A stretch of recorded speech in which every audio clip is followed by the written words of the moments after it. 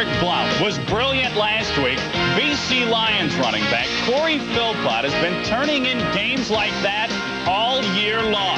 Against Hamilton a week ago, he had 4 touchdowns, giving him a league-leading total of 17 on the season.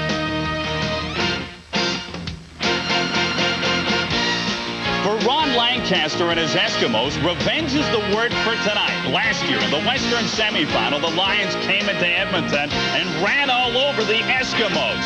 Louis Pasaglia, he won it on a last-second field goal. So tonight, they renew acquaintances in BC Place.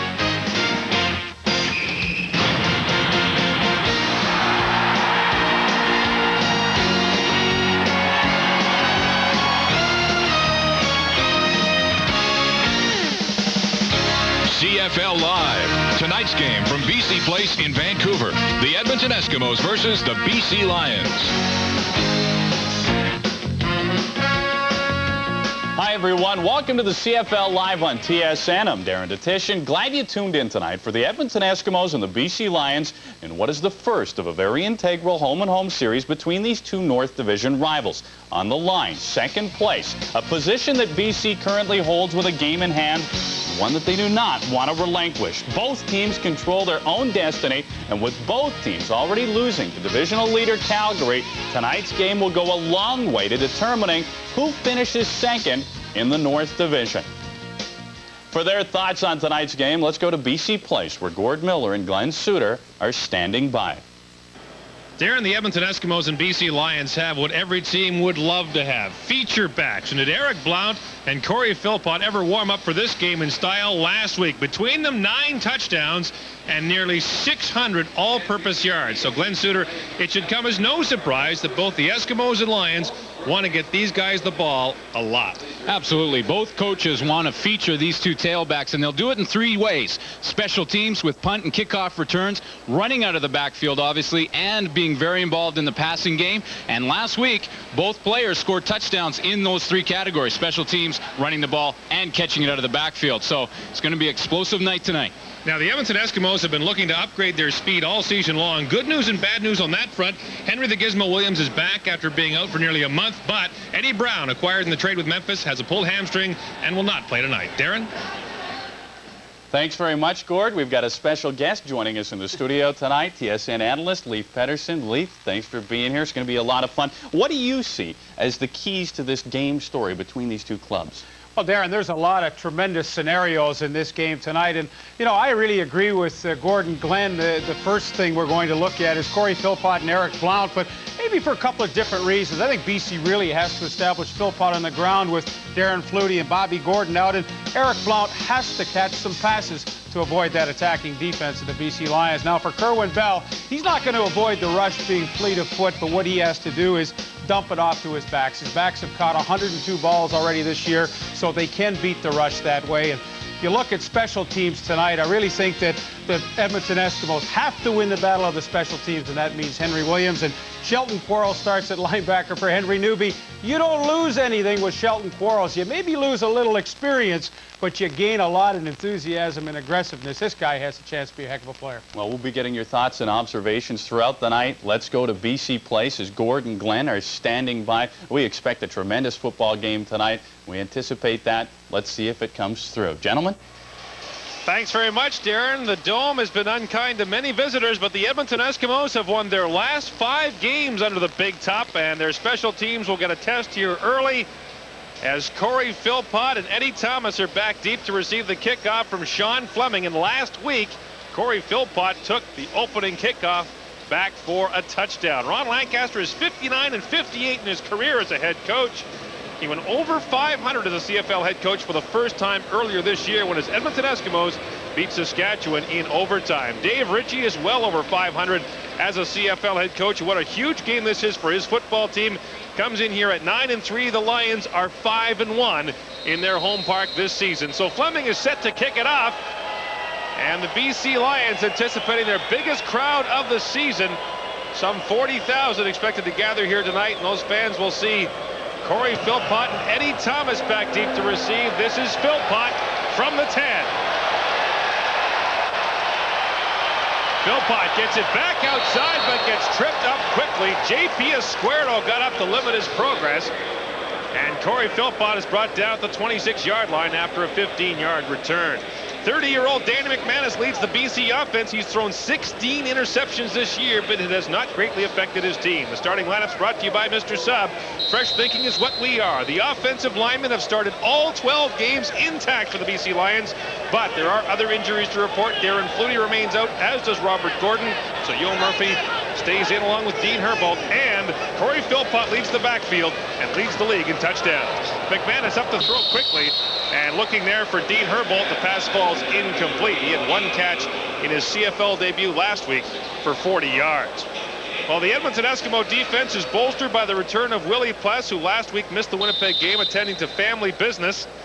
And there is a return as well in the defensive backfield. Darian Hagan, number 4, is back after missing a couple of games with a groin pull. The Edmonton Eskimos still without Robert Holland and Trent Brown. 2nd and 10 for the Lions, and McManus under pressure. He is dropped. Benny Goods got him. It's only the 10th sack the BC Lions have allowed this season. They have the best record in the league in that category, but Benny Goods racks up his 11th of the year.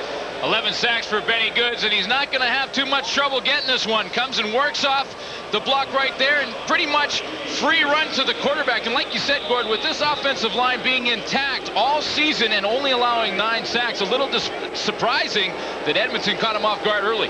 Lupasaglia is back to punt, and the gizmo, Henry Williams, is the lone man back to receive. The gizmo, who has always played well in this stadium, watches the ball bounce. Donovan Wright picks it up for the BC Lions, but it was not touched by an Edmonton Eskimo. That'll be no yards against the BC Lions, and the Edmonton Eskimos will enjoy great field position. 30-year-old Kerwin Bell leads the Edmonton Eskimos on offense.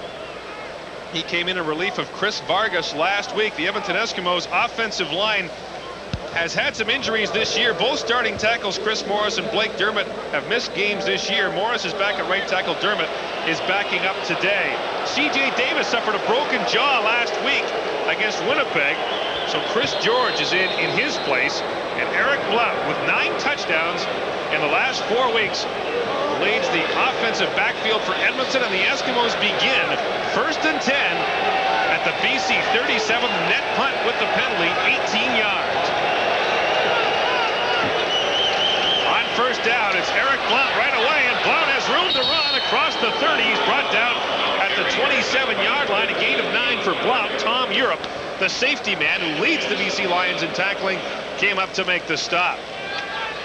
An excellent front 7 for the BC Lions. Andrew Stewart, Dave Chaters, and Glenn Scribner will share time with Doug Peterson. And in the defensive backfield, look out for Enos Jackson, the former Eskimo, who leads them with 6 interceptions. 2nd and a yard. Back to Blount they go. He's got the 1st down easily as he picks up 6 yards. Check that. That's Michael Souls, the fullback, on the carry. And Souls has the 1st down to the 21-yard line.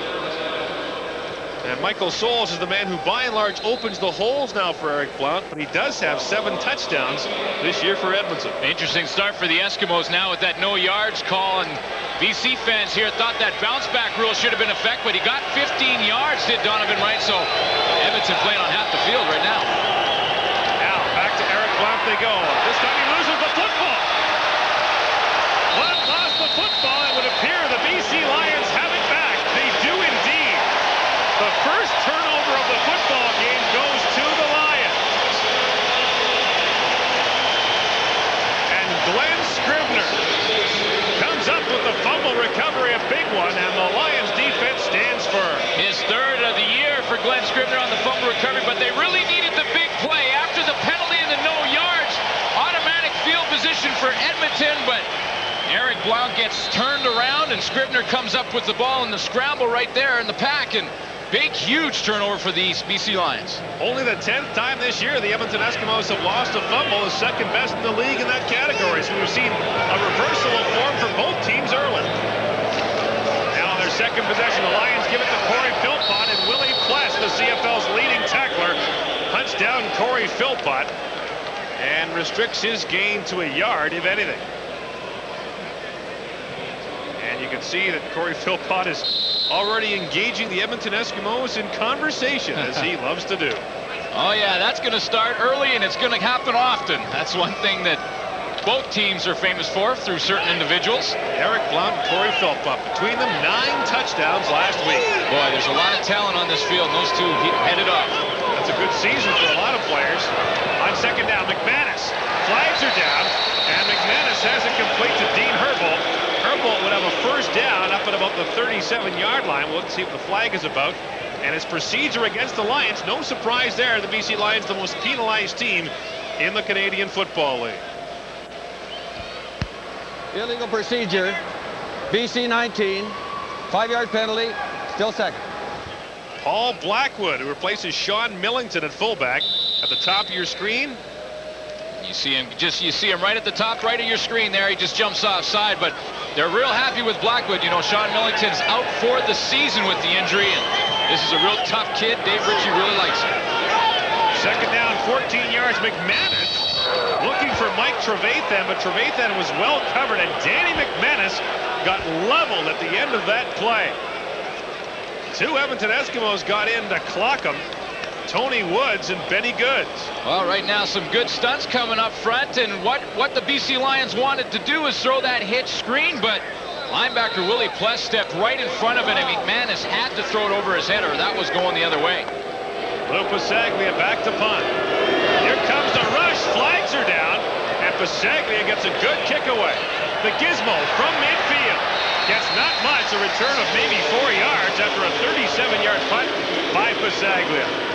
There are flags down on the play. We'll sort them out when the CFL Live returns to Vancouver in a moment. We have the gamut of... CFL Live on TSN. Brought to you by All Sport. The new All Sports drink for athletes. All Sport. The game will never be the same. And by Bell Advantage Long Distance Services. From the Alliance of Canada's only full-service telecommunications companies. Well, last year, head-to-head, Edmonton beat BC on September 17th, and BC beat Edmonton. And funny thing, both the visiting teams won last year. We'll talk more about that later on in the football game, but it's been a weird series between these two. And, of course, they met in the playoffs. In the first round last year, BC beat Edmonton by a point. Well, Shalon Baker went offside. He was the guy who got in on Pasaglia. So Louis will punt it again. It's 3rd and 9, and the gizmo, Henry Williams, moves 5 yards back. And the Lions limited. Williams used a 4-yard return on that last punt. We'll see how they do here. Here comes the rush, and they almost got it. Tavis Reed very nearly got in. This is the gizmo from the 40. And another excellent job by the BC special teams getting down there. Down on the right, and Shelton Quarles along with Matt Clark, and Tavis Reed is up and jawing with Lou Pasaglia. There's a flag down right where Lou Pasaglia was, and Pasaglia felt he was hit. Well, after he had kicked the football away. Sorry, Gord. Tavis Reed looped around and did give Pasaglia a little bit of a shot. But, hey, when he's covering the kick, he's fair game. Hey, Lou Pasaglia is 41 years old. He's a future Hall of Famer. 20. And the call is against Tavis Reed after the punt. Well, you see the kick. There's Tavis Reed coming around, and a little shot. Well, Louis was kind of looking down the field. Now, I think that Dave Ewell had the same opinion that you did. He's 40 years old. You can't hit him like that. At least warn him when you're going to hit him. You know what? Tavis Reed was 2 years old when Lou Pasaglia began his CFL career. Louis says, haven't you heard of me?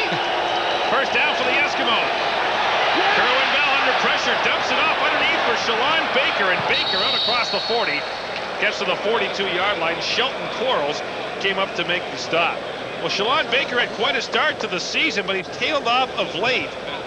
Just 11 catches in his last 4 games. Ron Lancaster told us yesterday, very important for him to work Shalon Baker into the offense like he was earlier in the year. And what you're going to see Shalon Baker do tonight a little bit is move inside. Offensive coordinator Pal told me they're going to switch him up, try and get him inside, get thrown a little more closer to him. Gain was 11, and back to Shalon Baker they go. This time the Lions quickly jump on Baker. Charles Gordon comes up to help make the stop. Baker with a gain of 7 out to the 48-yard line. And Shalon Baker with that catch has tied Brian Kelly for receptions by a rookie. 61 Brian Kelly had 79, and Shalon Baker has already tied Brian Kelly's Edmonton Eskimo team record. And he's not far off in yardage as well, so if he has a big night tonight, we could see that one fall. Matt Clark holds the CFL record for receptions by a rookie, and Baker has a shot at that. Bell under pressure, throws it underneath for Baker, and Charles Gordon very nearly took it back the other way, and Charles Gordon has done that before against the Edmonton Eskimos. Remember back to last year, the Western semifinal, he intercepted Damon Allen in the end zone, and that set up BC's drive in which the Lions kicked the game-winning field goal. Well, it's no surprise what the BC Lions are going to do in this game, like they've done all season. Pressure.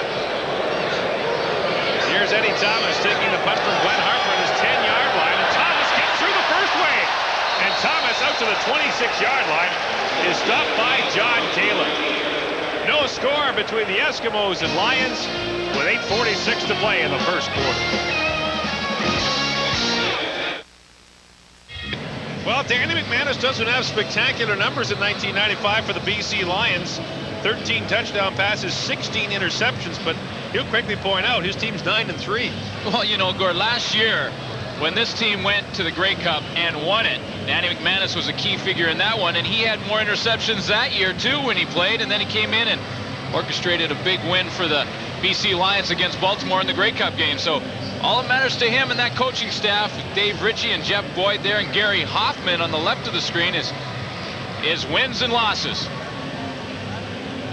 Well, Danny McManus leads the league in passing yards. Corey Philpott leads the league in touchdowns. Look at Mike Pringle with 1,200 rushing yards already, and Dave Sapunjas leads the league in receiving yards. But McManus, 54% passing, but the interceptions are amazing. We'll talk more about that later. He's just quietly winning football games for the BC Lions, which is all they want him to do. First and 10 from 26, and they give off to the fullback, Paul Blackwood. And Blackwood goes up over the top for a gain of 3. Paul Blackwood's an interesting story, a Toronto native who played his college football at the University of Cincinnati, where Dave Ritchie was the head coach. And Ritchie went down to scout Blackwood personally when the coaching staff in Cincinnati told their old head coach about Paul Blackwood and mentioned that he was Canadian. Ritchie said his eyes got to be the size of silver dollars. Well, it's awfully hard to replace a guy with the talent of Sean Millington, but he's sure happy with Blackwood. Second down. McManus quickly up and gunning as Yo Murphy close to a first down up at the 37-yard line. And Yo Murphy, who takes the place of Darren Flutie in this BC lineup, has a Lions first down. Very productive Yo Murphy is when he comes in the ball game, and nice little catch over the middle. They're trying to test out Darian Hagan a little bit. Now he's coming off that groin injury, number 4 in your screen there. They want to see if he's going to be able to make good cuts on that leg and see if he can play up to the ability he was early in the year. Looks like it looks all right so far. The game was 8, first down BC. Back to the ground they go. Corey Philpott and Willie Pless just erased Corey Philpott. To talk about Willie Pless a little bit, he went back home to Alabama last week. His mother was very ill and is still quite ill, and Willie went home to be with her, but she wanted him to come back and play this week.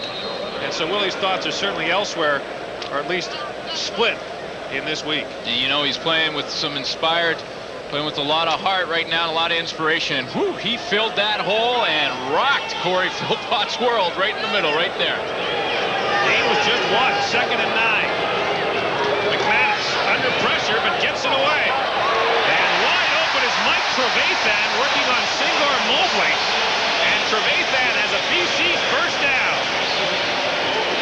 A pickup of 28 yards. Both coaches talked to us yesterday and were telling us this is going to be a game of matchups. If we can get our guys on the guys we want, and this is the matchup that BC's looking for. Mike Trevathan, their leading receiver, on the tweener.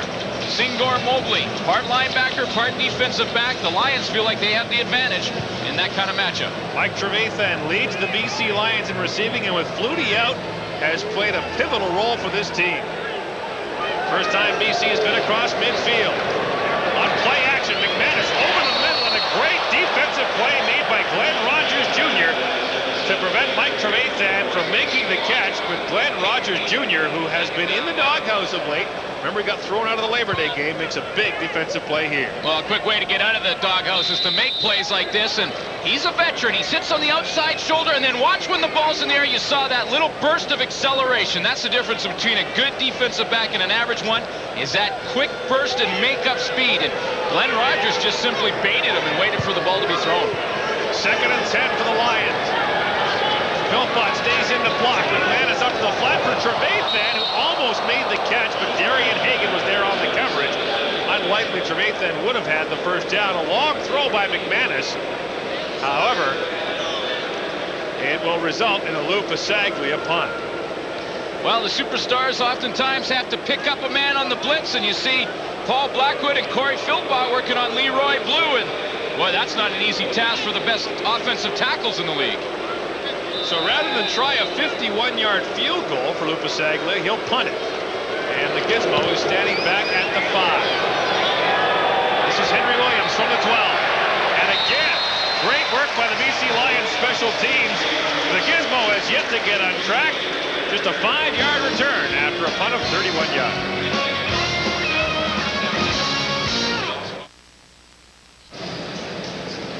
Welcome back to the stadium at BC Place. There's Edmonton Eskimo offensive coordinator Joe Paopao, who enjoyed great days here as a quarterback for the BC Lions. Strange thing about Joe Paopao, a decade in the CFL plus, he had 1 rushing touchdown.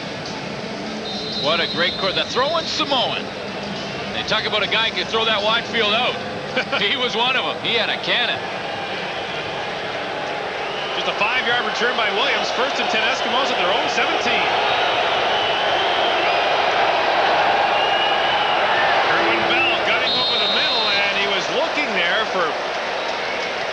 He was looking for Nick Mazzoli, but that pass is well over his head. I was trying to see if there's another receiver in the area, but Bell well overthrew the intended target, Nick Mazzoli.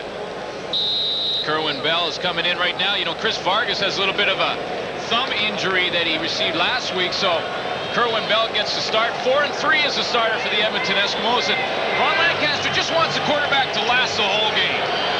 Hasn't happened yet.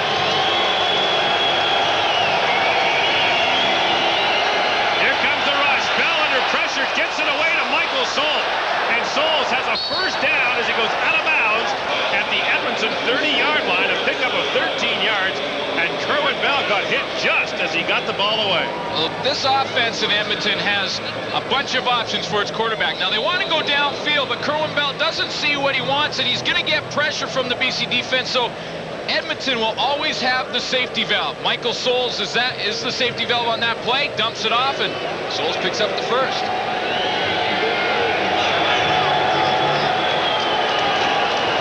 Back to the ground they go. Eric Blount powers his way through the middle, gets up to the 34-yard line. A pickup of 4 yards. Eric Blount, 9 touchdowns, as I mentioned, in the last 4 weeks. And remember, he was neck and neck with Lucius Floyd for the starting job coming out of camp. But what a game he had against the Winnipeg Blue Bombers last week. 5 touchdowns. And you know, when you look at Corey Philpott's numbers, he's averaging 1.42 touchdowns a game. This guy so far is averaging 1.6. Right. So when you look at it that way, he's ahead of Philpott. On 2nd down, Bell's under pressure, and he's lost the football. Glenn Scribner knocked it out of his hands, and David Benefield recovered.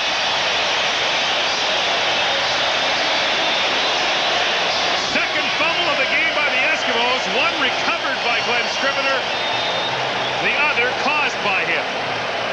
Glenn Scribner makes a great move on Craig Henderson. You see 72 right there. He gives him the swim move. That's one arm to the shoulder pads, the other arm over top, and a super move to get in there and put the huge hit on Kerwin Bell, who had really no chance. David Benefield comes up with the fumble. Great field position now for the BC Lions, thanks to Glenn Scribner. They're 1st and 10 at the Edmonton 30.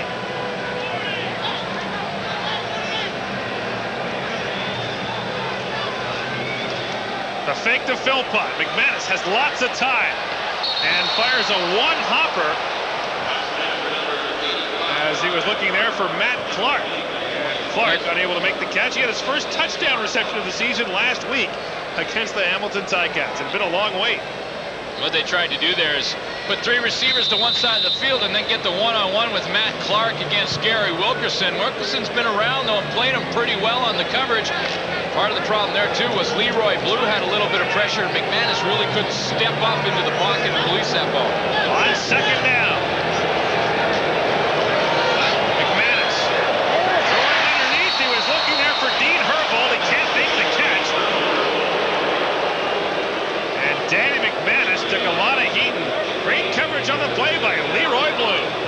Yeah, that's exactly the way to put it. That's what you call a coverage incomplete, or a sack incompletion. Leroy Blue comes underneath on the stunt and just puts the hammer on Danny McManus. This front four for the Edmonton Eskimos, when you talk about him to Ron Lancaster, he just smiles. Luke Pasaglia now from the 36. Puts it up and puts it through. So the second Edmonton turnover cost the Eskimos 3 points. The Lions are on the board first with a 3-0 lead over the Edmonton Eskimos. Well, of course, Luke Pasaglia has great memories of the postseason last year. He had never kicked a game-winning field goal in the playoffs until last year. He did it in the first week of the playoffs in the semifinal in Edmonton. And, of course, he followed up 2 weeks later in the Grey Cup game right here at BC Place. But the key play in that game in Edmonton last year was the interception by Charles Gordon, which he returned 40 yards. The Lions drove it with 3 first downs, and then Pasaglia kicked the game-winning field goal. You know, for kickers, no matter how long you've been in the league, it is such a mental game, and there's not a guy in the league really that you'd rather have in that position to kick the game-winning field goal than Louis Pasaglia. He's been there around so long. He handles the pressure of a kicker so well. Well, he got 2 chances against Baltimore in the Grey Cup and did it on the second one. One concession he does make to age and players like Henry the Gizmo Williams is he doesn't kick off anymore. Julio Caravana performs those duties for the BC Lions. Henry Williams is back deep to receive, and so is Eric Blount, who had a punt return for a touchdown last week against Winnipeg. This is Blount from the 15-yard line. And Blount gets out to the 35, which is where the Eskimos would have scrimmaged it after the field goal anyway. And now Errol Martin gives Shelton Quarles a bit of a shove after the play. And tempers running hot between these two teams. And if you ask the BC Lions, they tell you why their biggest crowd of the year is here. The Edmonton Eskimos are their arch rivals. Look at Shelton Quarles, the rookie linebacker for the BC Lions, working on Errol Martin. And that is a matchup that's going to be a war throughout this football game. Both players, great special teamers, and both letting each other know that, hey, I'm going to be here all game. And Shelton Quarles is just simply saying, you know where to find me. And they're going to go at each other. The Eskimos have turned the ball over twice. Here comes Bell under pressure. And Bell may be looking for Michael Souls, maybe looking to get rid of it, dumped it off. And I'll tell you what, Glenn Scrivener was absolutely hogtied on his way to the quarterback, and there's no flag. Well, the offensive game plan for the Edmonton Eskimos was to shorten up their patterns, run some picks and rubs, and get the ball off quickly. They knew that BC would be coming with the pressure, but right now, Kerwin Bell has to make those reads quicker and get rid of that football. He's going to have those Lions in his face all game. Lions have 6 defensive backs in now on 2nd and 10. Draw play to Eric Blount. Gutsy call, but it doesn't get him the first down. Shelton Quarles and David Benefield up to make the stop. Blount's been held in check, just a gain of 4. And so, like a heavyweight fight, these two continue to feel each other out in the early going. Well, you know, it would be a gutsy call in most cases, but when the BC Lions send their pressure, they often do it from the outside. They send 2 and 3 guys outside the offensive tackles. Great position for the draw play if you're the offense scheming against them. Just didn't work for Edmonton. Here's Spencer McLennan. Flags are down. That'll be no yards, and McLennan is down at the 40-yard line. The stop is made there by Melvin Hunter, but tack on some extra yardage as the Eskimos were clearly inside the 5-yard restraining zone. Dave Ewell talking it over with Glenn Johnson, and no yards is the call against Edmonton, so it'll be improved field position for the BC Lions, who have benefited from 2 early Edmonton Eskimo turnovers.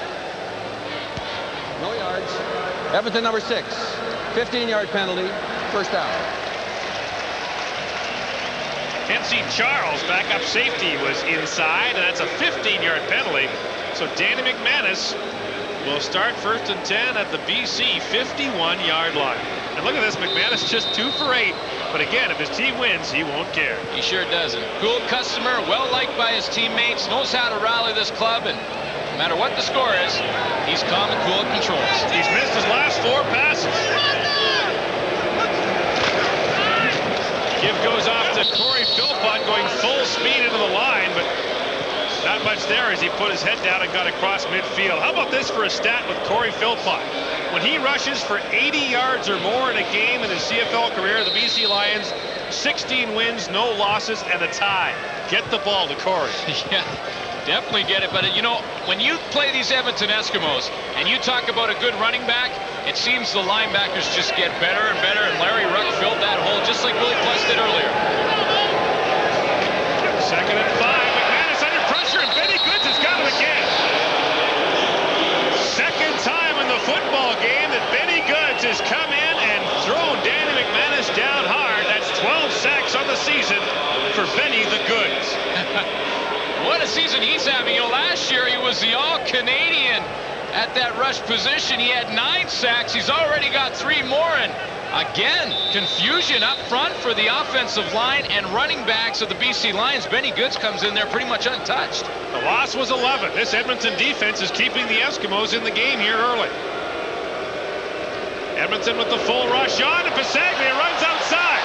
He's got a long way to go, and he's 41. But he got there. And he got a great block on the way from Donovan Wright. And Lou Pasaglia has a BC first down. A pickup of 15 yards, and listen to him at BC play.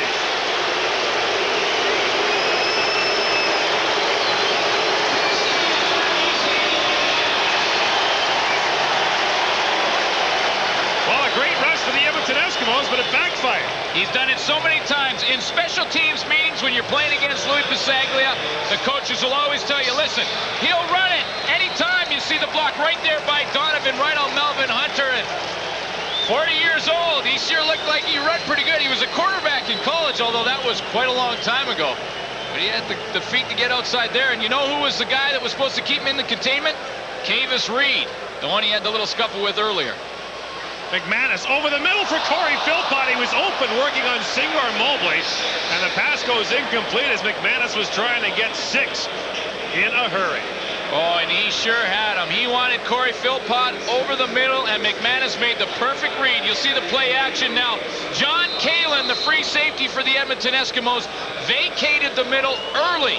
McManus saw it, tried to hit his running back down the seam, and just couldn't connect. But that was 6 points. They hooked that one up. McManus's last 6 passes have fallen incomplete. Now on 2nd down, here comes the rush. McManus for Matt Clark. He's got the catch and a first down at the Edmonton 32-yard line. That's the final play of the first quarter. Danny McManus has the BC Lions threatening as BC leads Edmonton 3-0 after 15 minutes under the dome.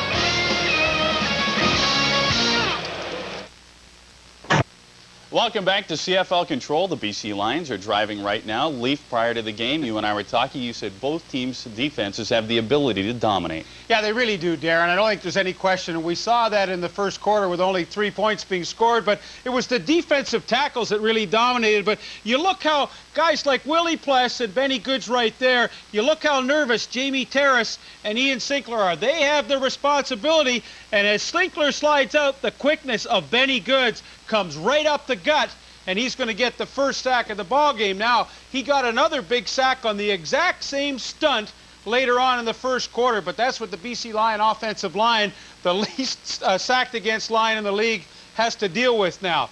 So now have a look at Glenn Scribner. Glenn Suter in the game talked about the swim technique. It's this hand right here. It's going to smack Craig Hendrickson, and then Glenn Scribner gets into the backfield so fast. I mean, watch this. Boom, right on the shoulder pad. And Hendrickson's feet aren't moving. He's dead in the water as Kerwin Bell steps up in the pocket. Who's there to meet him but big number 72? And the defenses in the first quarter have played just super. Oh, boy, have we ever seen that. Let's go back to BC Place. We'll have more thoughts in a moment or two. To the gentleman. Guys? Thanks very much, Darren and Leaf. Well, the numbers through the first quarter reflect what Leaf was talking about. Good defense. Edmonton turned the ball over twice. And In total, the teams had 116 net yards. The Lions threatening here. 1st and 10 from the Edmonton 32-yard line. McManus. Underneath he goes, and incomplete he goes. Looking there for Yo Murphy. Another Danny McManus pass falls incomplete.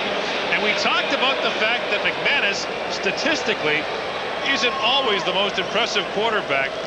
But, I mean, this guy knows how to win a football game. He sure does, and you can't blame Danny McManus for that incompletion. I mean, Yo Murphy definitely should have caught the pass, and you'll see the graphic right there.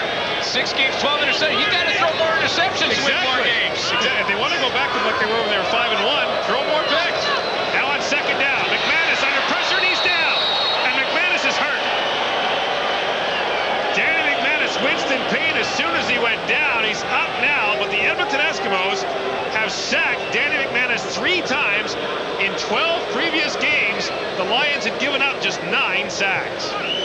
Well, they come in bunches sometimes when you're in a little bit of a slump, interception-wise or whatever it may be. Sometimes all of a sudden you get 3 or 4 in a game, and you'll see Benny Goods just power rushing right there through Ian Sinclair, and then when he's on his hands and knees, continue to crawl to the quarterback, and you see the pain that Danny McManus is in. Luke Pasaglia from the 47. The snap was high, and the kick is wide. And here comes the gizmo. Henry Williams still looking to bust it loose, and he won't do it here. He's thrown down hard at the 13-yard line. Ryan Hansen, Donovan Wright, and Spencer McLennan got down there, and the gizmo has been held in check.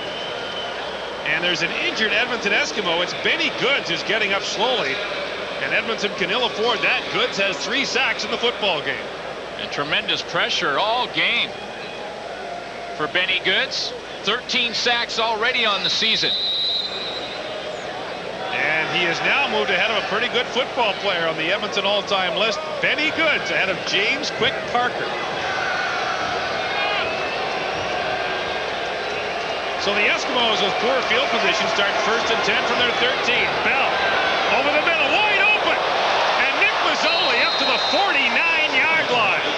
Just like that, the Eskimos have much better field position after a 36-yard pass and run.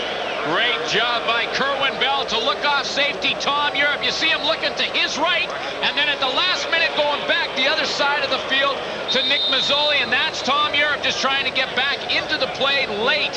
But the other side, J.P. Esquardo was down the seam, and Europe stayed on that one seam a little too long. Now Bell going back underneath again, and this time Mazzoli gets wiped out. There's some pushing and shoving after the play. Shelton Quarles took a shot at Nick Mazzoli. Now, Nick Mazzoli in the last 2 previous seasons had just 2 touchdown catches. This year, he's got 6, all of them in the last month. Really having a good season, finally developing into the offense that Joe Paopao wants. He knows what he expects of Nick Mazzoli, and they're finally connected. Playing at home today, he played his college football at nearby Simon Fraser University. 2nd down, Bell from the shotgun. Underneath Jim Sandusky, his first catch of the game, and the former Lion gets clocked just on the BC side of midfield. He paid the price there for a gain of 7, and the Edmonton Eskimos are stopped well short of the 1st down.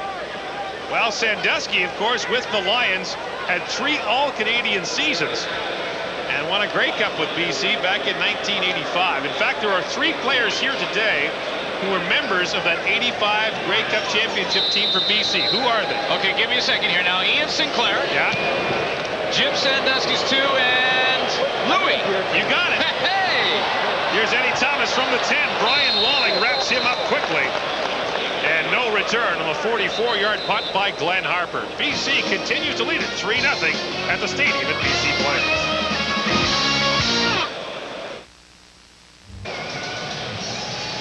BC leads Edmonton, but the Lions, after an illegal block call on that last return, are now backed up to their own 4-yard line, and that's where Ron Lancaster's defense will try to pin the Lions down.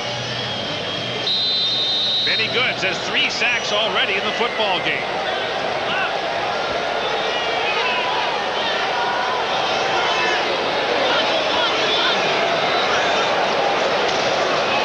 Lots of time for McManus, and up the sidelines he goes for Matt Clark. The pass falls incomplete. Glenn Rogers Sanders Jr. was back there on the coverage along with Kavis Reed. It'll bring up 2nd and 10. You saw Danny McManus get rid of the ball awfully quickly there. In fact, he may have thrown it just a little bit too early. Didn't get his receiver into the pattern enough. And you get pressure on the quarterback, they start to think about that, and their feet get a little antsy, and they start to release the ball a little quicker. Tough start for Danny McManus, 3 for 13. Now on 2nd down, here comes the blitz. McManus over the middle, almost intercepted, and then almost caught by Yo Murphy. And look who was covering the BC slot back, none other than Willie Pless was running with him, and Danny McManus came right out of his shoe throwing that one. Well, we talked about antsy feet for the quarterback. Look at this. Whoa. He's slipping around, loses a shoe, and still delivers the ball. And Willie Pless was just playing in the middle. He was free to help out any crossing patterns, and McManus was lucky he didn't get it intercepted there. I doubt Lou Pasaglia will be running here, and the gizmo should give Edmonton good field position. Here comes the rush on Pasaglia. Gets a great kick away. Williams from the 47. And he has yet to have a 10-yard return of the game. This time stopped a 6-yard run back on a 43-yard punt. But the Edmonton Eskimos will have great field position. They'll start 1st and 10 from the BC 42 when the CFL Live continues from Vancouver after this. Grey Cup 95. Veteran Edmonton Eskimo receiver Jim Sandusky knows all about playing in the big game. Remember the last Grey Cup game played in Montreal? That's Roy DeWald at quarterback. Number 3 is Jim Sandusky. This is a 70-yard touchdown catch. Sandusky had a huge game, 6 catches for 135 yards, and the BC Lions won their first Grey Cup in 21 years. Here's the reverse to Nick Mazzoli on 1st down, and Mazzoli has room to run as he gets across the 35 down to the 33-yard line to be close to a 1st down after a gain of 9 yards. And the Edmonton Eskimos love to hand the ball off to their receivers. That's Nick Mazzoli's 13th carry of the year. And he's averaging 7.3 yards a carry. Why not give him the ball? They have this in their game plan, the reverse to Mazzoli, and takes a lot of courage to run back in there into that middle when you got some of those linebackers sitting in there. Mazzoli does it. 2nd of the yard, Kerwin Bell just puts his head down, goes straight ahead behind center Rod Conniff, number 67. And Dave Ewell indicates that the Edmonton Eskimos have a 1st down. They're 1st in a while. You know, go back to that Jim Sandusky catch in the end zone, the 85 Grey Cup. You know, he says that ball was deflected, hit him in the arm in stride. He says, you know, it's one of those deals where you'd rather be lucky than be good, because that one, it hit him right in stride after it was deflected. He's played in 2 Grey Cup games. That was his win. Now, over the middle they go. Kerwin Bell, that pass went between Nick Mazzoli and Jim Sandusky and fell incomplete. Well, Mazzoli just looked like in that case just ran the wrong pattern, because Kerwin Bell was trying to throw the corner pattern. Mazzoli ran inside, so a little miscommunication between quarterback and receiver. And now this big crowd at BC Place is up and making noise as the Eskimos face 2nd and 10.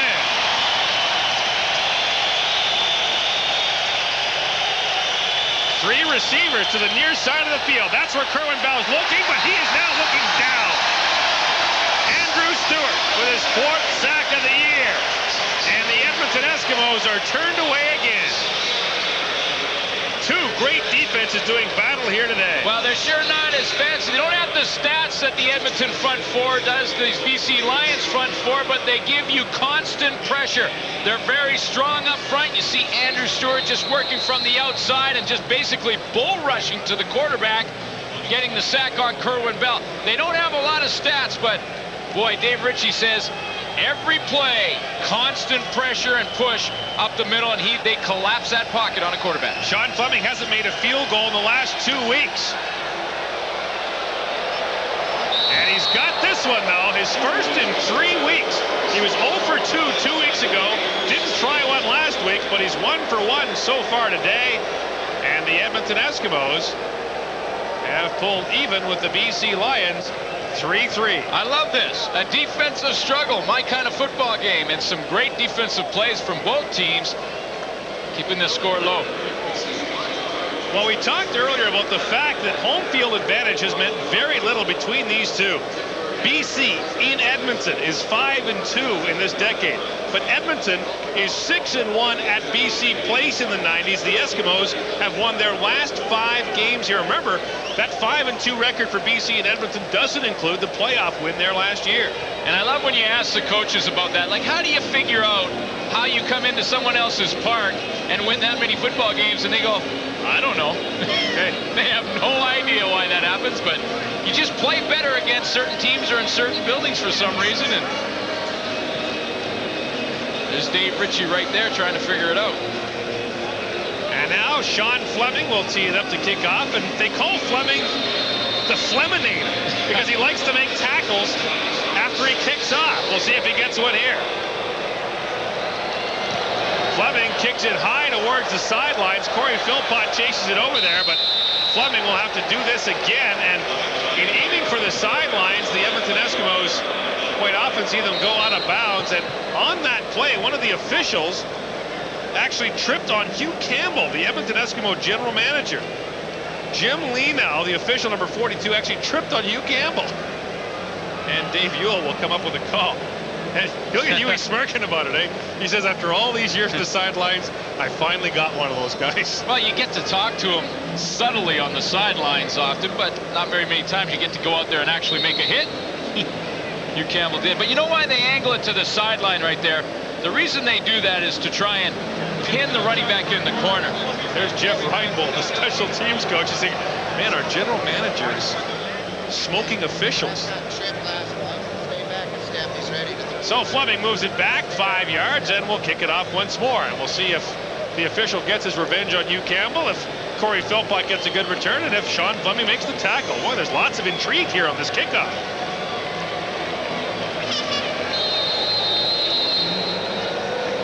Look at the Eskimos in that huddle formation here. And Fleming will try to the other side.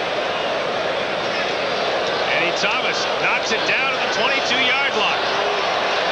Moves his way straight ahead, and that time Bruce Dixon got down there to help make the stop with Eric Blount in the coverage. Let's take you back to that previous kickoff, and we might be able to show you what happened. Here's the official right here. Now let's follow him down the sideline and see exactly what kind of hit Huey Campbell put on him. Let's see. There he goes. Midfield. Right. Look out. Oh! Actually, the turf monster got him right there. Actually, there he is right there, and he actually did the roll block on Huey Campbell. You know, Campbell last week was talking to the officials all game on the sideline, so he pretended to trip that time and rolled right into the back of his legs. First and 10 Lions from their own 32. Toss play to Corey Philpott. Philpott busts it back inside, and Philpott has a first down as he gets out across the 45-yard line. Kavis Reed on the stop. Last year, in the game between these two at BC Place, Corey Philpott had just 6 yards on 7 carries. And the way you slow down a pass rush, run the ball effectively. That keeps that defensive line wondering, what are you going to do, run or pass? And some nice job there of Corey Philpott picking his hole and getting up the field. But that's how you slow down a big pass rush. And add to those numbers, 4 carries for 21 yards tonight, 14 on that last carry. First down, McManus, lots of time over the middle and almost intercepted. He one-hopped it in front of Kavis Reed, looking over there for Matt Clark. Well, great coverage by the Edmonton Eskimos, but you saw the time that Danny McManus had, and the reason he had the time was because they were successful on first down with Corey Philpott coming out of the backfield. When you do that, that Edmonton defensive line has to check for run before they go into their pass moves. Gives that quarterback an extra second. Now 2nd and 10 for McManus and the Lions. And you can bet Benny Goods will be coming full bore.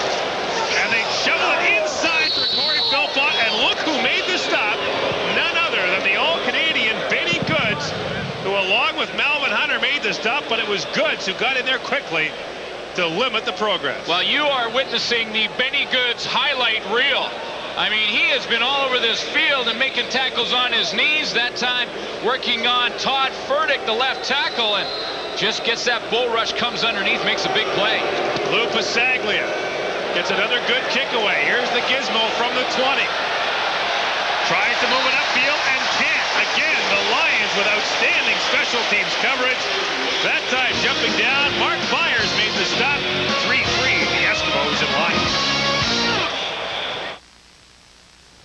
Welcome back to CFL Control. Leaf, the defenses are playing well. The offense is having a tough time, but it's hard to move the ball when you're second and long all the time. You know, Darren, that to me has been the story of the first half. Who can make the best plays on first downs? And neither team has really done a good job at it. Edmonton marginally better than the BC Lions, but, you know, Danny McManus is 3 of 14, and I don't think it's any secret that it's because he's always been in second and long, and unless they can get some better yardage on first down plays, I mean, I don't see them having any success against this Edmonton defense tonight. That's been the real problem. Well, it's time to head back to BC Place. I know one guy that you love, Benny Goods. Oh, how can you not love him? Having a great game. Gordon, Glenn? All right, thanks very much. If Benny Goods makes All-Canadian again this year, they might just look back at this game as his highlight reel. Right now, Kelly Sims and the BC defense digging in against the Edmonton Eskimos, who begin 1st and 10 at their own 25-yard line. Chris George, number 15, is in there for Edmonton. Now George going in motion. They give off underneath. And this is Eric Blount. Look out, Eric Blount. Still going. And Eric Blount finally brought down the BC 43-yard line. It took him a while to get on track, but there's a 42-yard pickoff into BC territory. We talked about it a little earlier in the game, how oftentimes BC wants to rush from the outside with their pressure. You see Quarles getting blocked. You see Chapman getting blocked. Good job by that offensive line of the Edmonton Eskimos, and then this guy does the rest, breaking some tackles. And, you know, he broke a Tom Europe tackle, and you don't see that very often. Now they give off to the fullback, Michael Souls. Virgil Robertson and Andrew Stewart wrap him up after a pickup of 3 yards. So Eric Blount finally breaks through now with 5 carries for 59 yards. You see a lot of him right up the middle on that sprint draw, or quick hitter, trying to catch that defense of the BC Lions rushing from the outside. And a lot of times they'll also bring Tom Europe down low. And when they do that, if Blount can break it, then it's all the way to the end zone because no one's left to get him there. 2nd and 7. They fake to Blount. That buys him some time. Now it's a screen pass to the Eskimo back. And here he goes down to the 32-yard line with what should be an Edmonton first down. They fake it to him on play action, and then they throw it to him on the screen pass. We talked in the beginning of the game, you'll see his all-purpose yards in the last 4 weeks, all over 200 yards, which is why Lucius Floyd became expendable and was traded for Eddie Brown.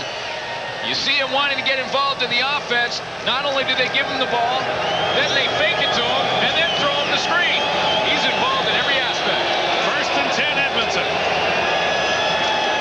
Bell, receiver screen to Sandusky. He'll throw, and he's got Shalon Baker in the end zone, but incomplete. Baker had to run around the goalpost to try to get open, but it's the hitch and pitch. Throw to Sandusky, who then throws downfield to Baker. Well, you're allowed to do that if the wide receiver gets behind the quarterback and it becomes a lateral. It was in that case, and the BC Lions are fortunate. You'll see the formation. There's Sandusky. Now he's back. He'll take another step back, receive the pass from Kerwin Bell, and then just throw that post pattern. But the Lions had an extra player on the field. It was that middle goalpost.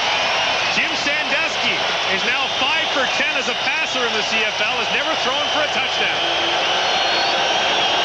From the shotgun on 2nd down, Bell lobs it up looking for Baker. Flags are down as Baker got tied up with Charles Gordon. And this would look to be pass interference against the BC Lions. This is the next step of the Edmonton offensive game plan. Yeah, illegal contact against Charles Gordon. They want to try and feature Shalon Baker in some one-on-one matchups. This time he's working on Charles Gordon, and it was definitely holding. Gordon had him in the bump. Illegal contact on an eligible receiver. BC number 26, 10 yards, first down. First down, Edmonton. Well, Gordon really doesn't have anything to complain about in that case because I saw the play from the beginning, Gordon. He had the good position on the bump, but then he hung on. He grabbed the jersey of Shalon Baker, wouldn't let him go, and that's why Kerwin Bell just threw it up because he knew he'd get the penalty. First down, Edmonton from the BC 22. Bell under pressure. Gets it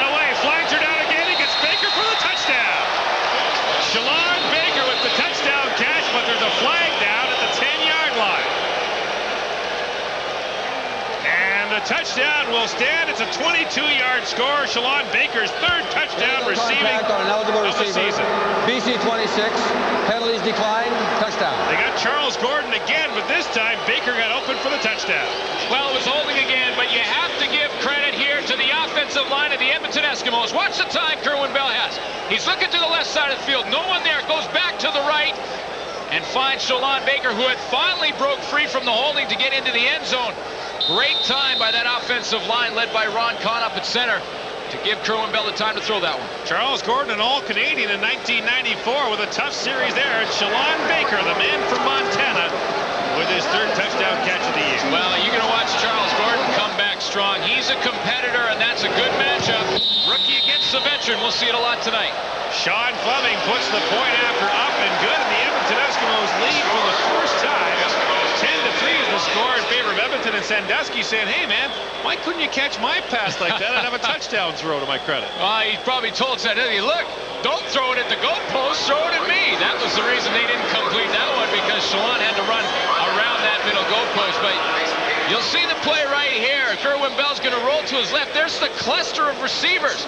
Now that's his third receiver that Kerwin Bell wants to go to, is the backside post to Shalon Baker. That's a strong throw by Kerwin Bell. I mean, he's throwing from his back foot. He said, hey, Charlie Gordon was holding my guy. And as soon as he found out, yeah. Kerwin Bell with his 12th touchdown pass of the year.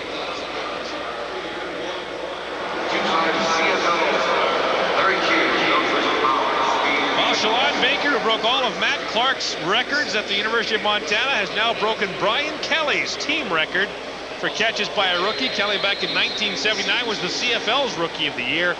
Shalon Baker with 62 catches already. I think he's got a shot at the CFL Rookie of the Year award this year. Absolutely. He'd be my front runner. Here comes Eddie Thomas, and Thomas out across the 30. Still going, and the kicker, Sean Fleming, got him. The Fleminator made the tackle. But Eddie Thomas with a big return. That's one downside, having your kicker make a lot of tackles.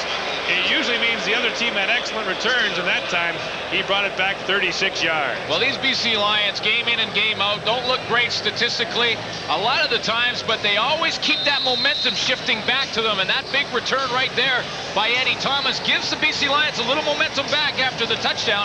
Now it's McManus' job to capitalize. Under 4 minutes to play in the first half. Edmonton leads at 10-3.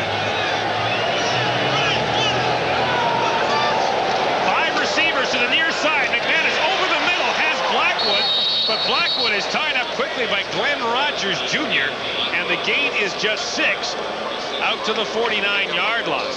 Well, the design of this play is just to try and influence that Edmonton defense. Everybody for the BC Lions was to the left of the field, 3 receivers, and then McManus ran Corey Philpott out there as well, trying to pull everybody over and then throw that little screen to Blackwood. But Glenn Rogers Jr. would not be fooled.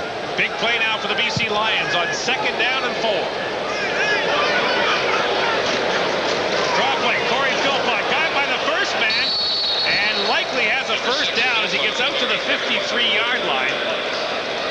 Willie Pless up to make the stop on Corey Philpott, who managed to get away from the initial wave, and I think it was Benny Goods who almost got it. And take a look at the real Terminator in the Canadian Football League. Stood up a pretty good center, and Ian Sinclair, and then gets involved on the tackle on Corey Philpott. We're at the 3-minute warning. The Edmonton Eskimos have a 10-3 lead on the BC Lions. The Lions have the ball and a chance to do something before the half. Welcome back to CFL Control. Coming up at McDonald's halftime, we will have Ronnie Lancaster, the head coach of the Edmonton Eskimos. He will be our guest. Leaf, you've got your telestrator. Well, you know, Darren, we're going to have a lot of defensive highlights, I think, but a terrific catch by Shalon Baker may surface as well. And Gordon Glenn will give us their first half thoughts. Let's go back to BC Place as they continue to stand by. Gentlemen? All right, thanks very much, Leaf and Darren. There's Leroy Blue of the Edmonton Eskimos, the soft-spoken one. Underrated is another term you can use to describe Leroy Blue. He's shaken up here, so Jed Roberts taking his place. Coming off a game where he had 2 sacks. One of 3 Edmonton Eskimos in that front four that had 2 sacks last week, and continually sending the heat. It's Edmonton. Clock running under 3 minutes in the first half. Lions first and 10 from their own 53. Here comes the rush. Screen pass. McManus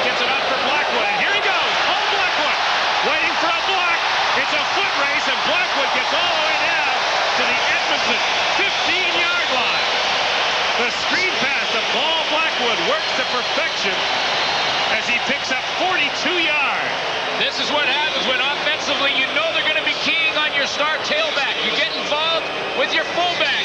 And I tell you right now, Dave Ritchie knows this guy's a tough guy and a good blocker, but he's going to see in this game film some pretty good speed running down the sideline away from Errol Martin, who finally drags him down after the huge gain.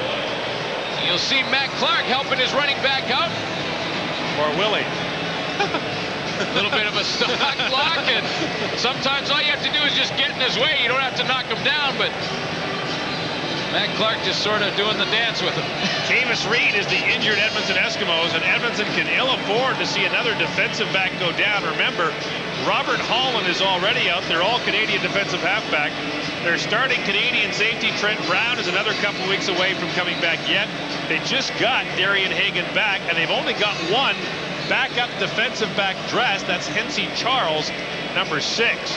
And the move they'd have to make in this case is to move John Kalin to the halfback, Glenn Rogers Jr. out to the corner position, and then put Hensey Charles at the safety. So not only does the injury bring in someone who hasn't had a lot of playing time, you see Hensey Charles right there at the safety position, but 3 players have to make moves. Glenn Rogers Jr. is now going from halfback to corner. John Kalin will have to be the halfback, and then Hensey at the free safety. So 3 moves in 1 injury. Now remember that when Edmonton moved John Kalin to defensive halfback a couple weeks ago, Alan Pitts torched him. And I got to ask you, why doesn't Edmonton dress more than 6 defensive backs? Singor Mobley, number 27, is kind of a DB who plays linebacker, but it causes the major problems as soon as anyone gets nicked. Well, you know, Edmonton likes to have good special teams. They put linebackers on for that. In that case, they have Errol Martin and Bruce Dixon on just for that reason, and it doesn't open the spot for another DB. Plus, when you're on Lancaster, you must start to think that, hey, the odds of us getting another defensive back hurt can't be very good. Well, last week, Edmonton dressed only 34 players. You're allowed 37. Kalin's lined up at defensive halfback against Mike Trevathan at the bottom of your screen. 1st and 10. McManus looks to the end zone, and it is incomplete. He was looking there for Yo Murphy. Excellent coverage by the Eskimos. Willie Pless was there along with Glenn Rogers Jr. Well, what the Edmonton Eskimos had to do because of the changes is go with the zone defense. Very simple, 3 deep zone. Danny McManus has 2 seam routes, one to his left, one to his right. He's going to throw to his right, try and get it in there to Yo Murphy, who can't come up with the catch. But when you have a makeshift defensive backfield, it's that much more important to get the pressure, and you saw Tony Woods getting some for Edmonton. McManus is up and limping. Edmonton showing blitz. Here it comes. Lots of time for McManus to the corner for Trevathan, and John Kalin in to make the plays. Kalin, who just moved to halfback, was the target of the BC Lions, but Kalin comes up with the play. And this is a case of Danny McManus knowing where John Kalin is because he's playing out of position at halfback. He's the free safety, but watch him keep his concentration on the football, and then time his jump perfectly. Nice play by Kalin. It was close, though, and the Lions were hollering for pass interference. Now, Lou Pasaglia with a field goal try from 22 yards out. He's 1 for 2 so far today, and make that 2 for 3. And now the Lions creep within 4 with 2:23 to play in a good first half. It's now 10-6 Edmonton.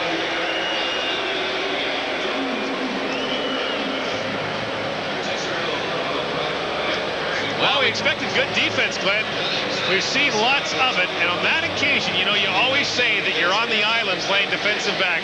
Everyone knew where John Kalin was, and I think everyone knew that they were going after him, and he came up and made a big play. Well, I asked Ron Lancaster about John Kalin coming into this game because last week they started Hensey Charles at the safety position. They weren't sure if Kalin was ready. He had to play a little bit with the injury problems that they had in Calgary, but then he said, you know what, John Kalin, every game has improved just a little bit, and now we think he's ready to go. 2 years ago, John Kalin played the best football game I've ever seen. The Vanier Cup. He played quarterback and safety for the Calgary Dinosaurs, who lost in overtime to the University of Toronto Varsity Blues, but he was outstanding playing both ways in that game. Yeah, he did it all for the UFC. He was a receiver, DB, quarterback. He did it all. He did everything but sing the anthem. Here's Eric Blount from the 19-yard line. He's got to see him up the sidelines, and Blount just got knocked out, but not until Edmonton 48-yard line.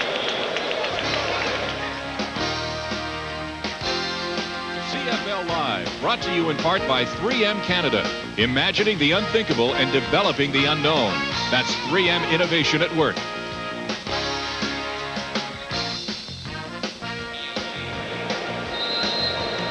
Nothing like a sunset in Vancouver, is it?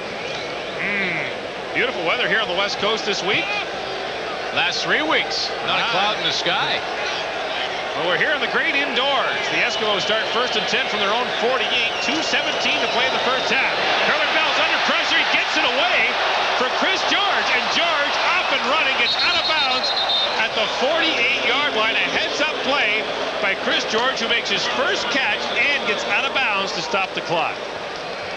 Well, he was under tremendous pressure by what I feel is probably one of the up-and-coming superstars in this league at the linebacker position, number 31 to the right of your screen. You'll see him tracking down Kerwin Bell and putting the hit, but to Bell's credit, he stuck with the receiver and got it off.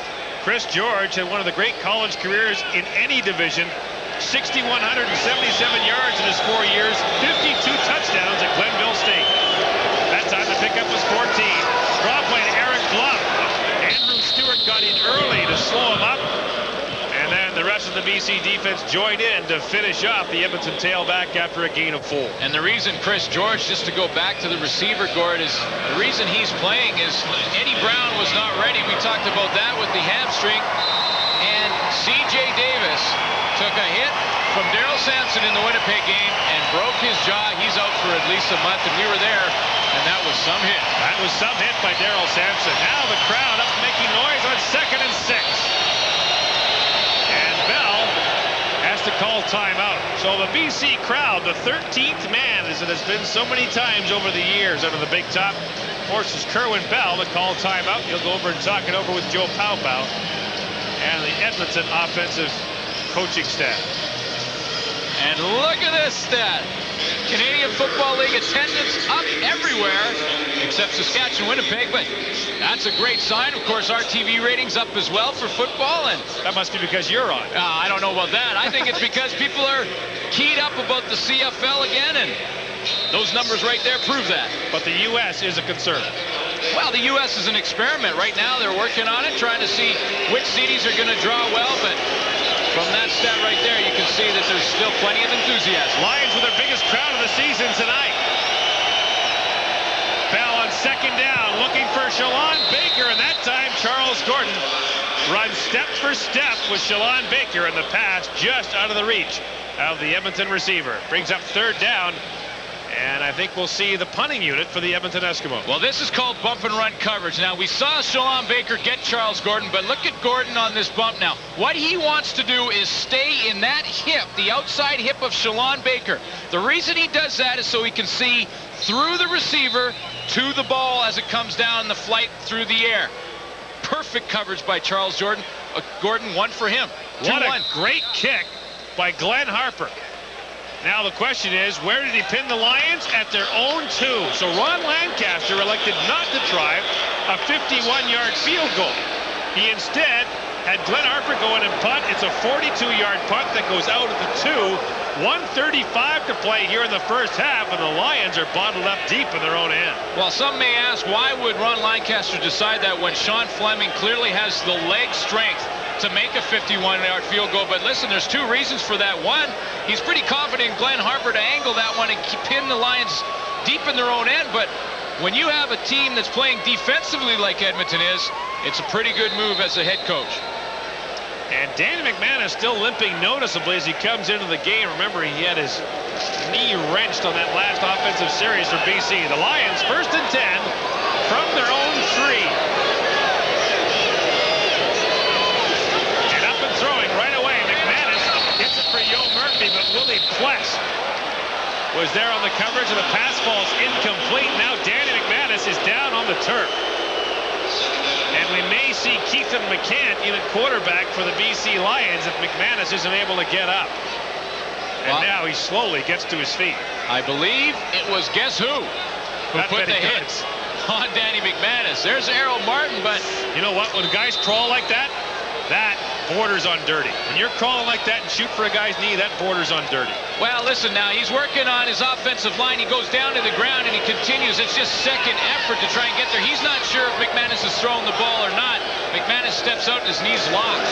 Second down. McManus throws it up high. And there on the coverage was Cavis Reed, who was shaken up earlier. The intended receiver was Dean Herbal. I'll tell you what, though.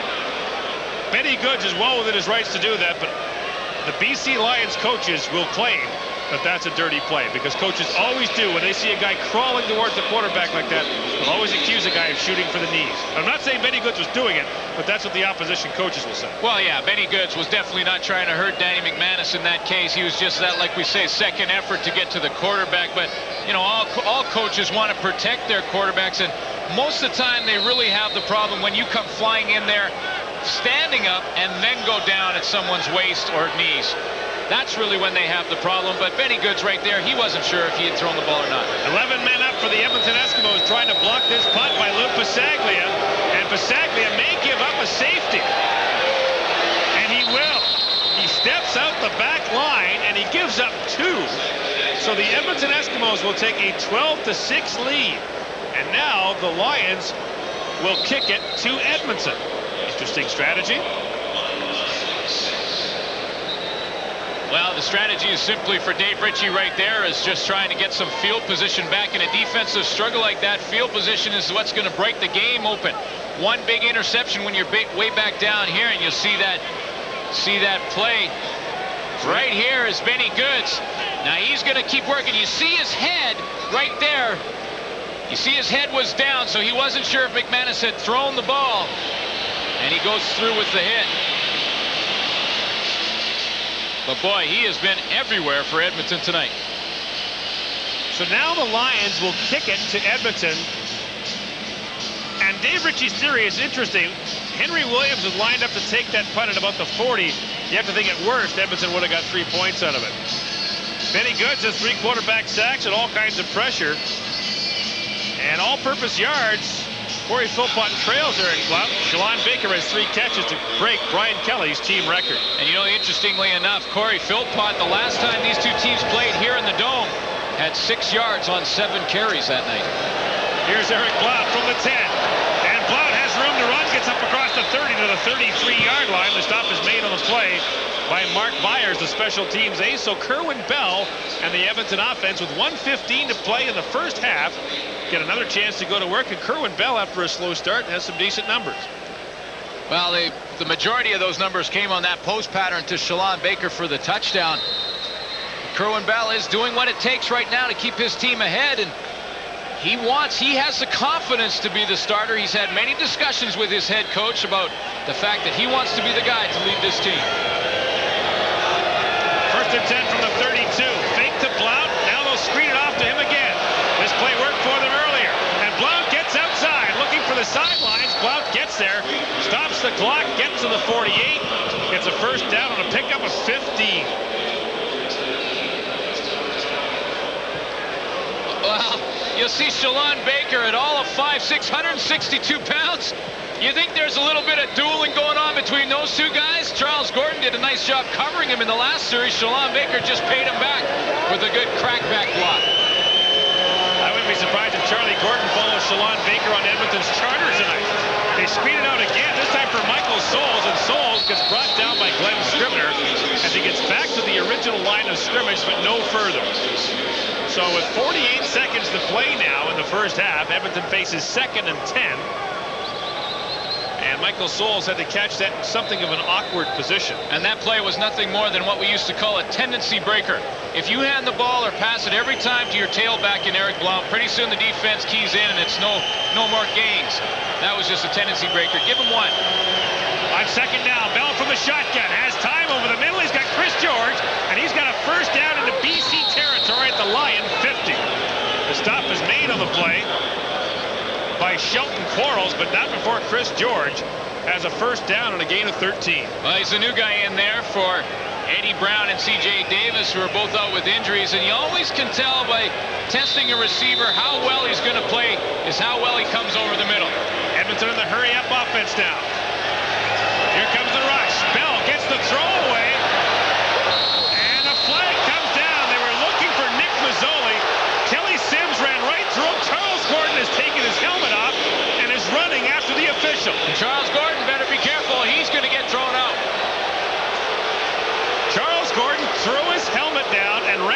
official, but Kerwin Bell's hand got hit. The ball was underthrown, and that resulted in the pass interference penalty. Here's the call. Deliberate forward pass interference. BC number 3, first down. A 24-yard penalty. I believe they're calling it on Charles Gordon, not Kelly Sim. First and 10 Edmonton from the BC 26. Bell sidelines for Shalon Baker. Oh man, Charlie Gordon hammered him. And now Charlie Gordon and Shalon Baker are getting into it. And Charlie Gordon has lost his cool. And it's right down by the Edmonton bench. And the Eskimos are coming down there to have a word with Charlie Gordon. Well, you know, I talked earlier about the fact that Charlie Gordon had no right to talk about that interference call earlier, but he hit Shalon Baker as hard as he could out of frustration, but it was a clean hit. And the Edmonton Eskimos now have nothing to complain about, because watch the hit. Straight up, and bam, right in the face. Now this is the part that Edmonton will complain about. That's sort of reminiscent of what Glenn Rogers Jr. did with Dave Sapunjas a couple weeks ago on Labor Day. Well, I'll tell you, that was much worse right there. Second down, 3 yards to go. From the shotgun, Bell underneath, flags are down. Rich George has the catch, and Charlie Gordon threw him down hard again. Edmonton wants a late hit, and they're going to get it. But you know what? I think Edmonton ran a pick down there. This may be offensive pass interference against Edmonton. Well, I think they ran a rub down there, trying to take Gordon out of the play. And no, it's not. It's BC, illegal contact. The Lions, the most penalized team in the league, are getting hurt here again, and Charlie Gordon's got the helmet off again. Well, Gord, you were right about the pick. The Edmonton Eskimos definitely run the pick. You see Shalon Baker moving to the 20-yard line there. He goes inside, but watch the holding coming right here. Oh, yeah. There's Charles Gordon, and like you said, he's losing his cool, and it's costing his football team. Here's Dave Ewell. Contact on an eligible receiver. BC 26. That's 4 penalties against Charles Gordon in the game. And you know what? He's going to get a $99 fine if he doesn't watch it. First and goal, Edmonton from the 9. Bell, end zone, Baker. Touchdown! Unbelievable catch by Shalon Baker. And guess who he beat? Charlie Gordon. What a battle that's been all night long. Well, Gord, you know what? Charles Gordon had probably perfect coverage. He couldn't have had better coverage, but Shalon Baker comes up with the circus catch. Watch this. One hand brings it down into his body. Gordon was all over him, and Baker still comes up with the football. And boy, to tell you what, when you're battling with the guy in a personal war out there, nothing hurts more than to beat him for a touchdown. Shalon Baker does it there. Sean Fleming puts the convert through. 1 second left to play in the first half. And that drive, which was keyed primarily on penalties against that man, Charlie Gordon, sees the Edmonton Eskimos take a 19-6 lead. And Charles Gordon still has a thing or two to say on his way off the field. Definitely the Charles Gordon drive, combined with him and Shalon Baker in the boxing match they've been going on. But you'll see the fade, and look at the concentration by the rookie. I mean, this is a guy who's first year in the league, 5'6". You know, you usually throw that fade pattern to your tall receiver. Well, Edmonton doesn't really have a tall receiver. They go to the rookie, and Shalon Baker, who's been their big play guy all year. And what a catch he comes up with there. Charles Gordon walked to the bench, had a word with Dave Ritchie, but not more than that. And I'll bet you Dave Ritchie has a thing or two to say to the officials, and here he comes. Well, you know, Dave Ritchie always talks about the fact that he never wants to take away the aggressiveness of his football team, but he does not like dead ball fouls. That's fouls that happen after the whistle. He'll fine them $99 if they do that. I'll bet you $99 Ritchie talks to the officials on his way off. Now Fleming squibs the kickoff. Donovan Wright simply falls on it. And an emotional first half comes to an end with the Edmonton Eskimos leading the BC Lions 19-6. And look at Dave Ritchie sprint after the officials. Stick around, folks. We've got a great second half to come, but right now, stand by for the McDonald's halftime report.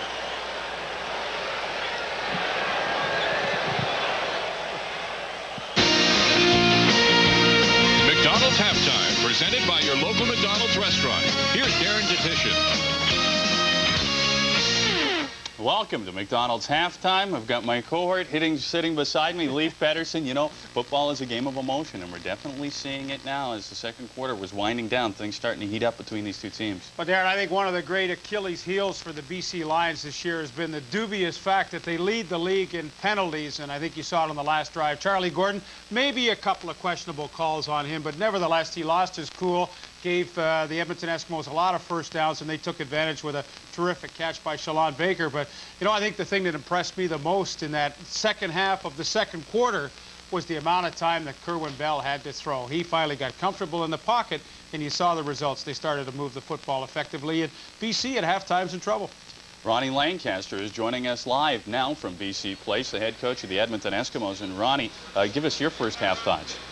Well, Darren, hey, it's good to talk to you. How you doing? Anyway, we made some mistakes special teams-wise. You know, we're offside on a punt, and then we lost 30 yards of field position, stuff like that.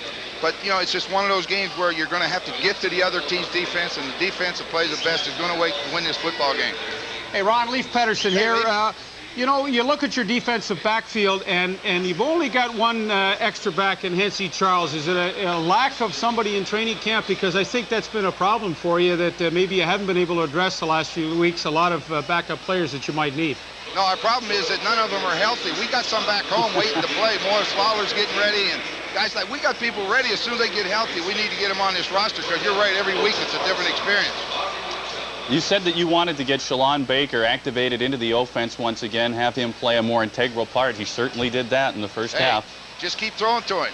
You know, you go take that H out of there, he goes one-on-one when they ain't going to stop him. Just let's give him the football. We had 6 seconds. We got time to throw the ball in the end zone. If we don't hit it, we got time to kick a field goal, but he made a great catch. Hey, Ronnie, I have to think there was a little smoke coming out your ears last Monday at practice when Eddie Brown showed up after the trade with a hamstring and can't play this week. What's the status on that trade right now? Oh, no problem. Hey, Leaf, we knew all this stuff. We got Eddie for now and the season and the future. Hey, we can wait a week for him. We know what kind of football player he is, and these guys are doing a good job. When he's healthy, he'll play, and we're okay. We're fine. Well, you certainly are fine in the first half, leading 19-6. Coach, we really appreciate you taking the time. Thanks once again, Ronnie. Okay, I didn't have anything else to do. Thanks, Darren. Good luck in the second half. Ron Lancaster, the head coach of the Edmonton Eskimos. You know, they have established themselves as the best of the South Division at 10-3. Just one more victory will assure the Baltimore Stallions of a playoff spot, which is a given. Tomorrow they will play host to the Shreveport Pirates and will have last year's most outstanding lineman playing for them once again. Bashar Portinash is back, and Leaf, a lot has been made of the Stallions and their massive O-line. You've got some really interesting thoughts on their so-called dominance in the league. You know, Darren, I said to you, who's got the best offensive line in the league? And you said, I fired out Baltimore Stallions. But I want to show you just how some of the offensive lines compare around the league. I mean, the BC Lions coming into this game, only 9 sacks. And you see what stat is so important to me is only 1 sack every 46 times they throw the ball. Now, that's phenomenal. And you look at Baltimore, 1 sack every 11 times they throw the ball. And there's Calgary's numbers to go with that. So you tell me from that, who's better? Now, you also have to look at the rushing side of the football, and everybody knows that the Baltimore Stallions do a terrific job with that. Mike Pringle and Tui Peloto and all those guys, and, you know, they rank first in that category. But how about the BC Lions with Corey Philpott, Sean Millington when he was playing, and now Paul Blackwood, second in the league at 131 yards a game. Now, you put that into Leaf's little computer here, and it tells me at this point in the season, the BC Lions are the best offensive line in the league. But you wouldn't have believed that if I told you and didn't have these graphics to support this kind of a statistic, would you? No, I would have battled you all the way. I would have battled you, and you did. You said to me, who do you like as the best offensive line?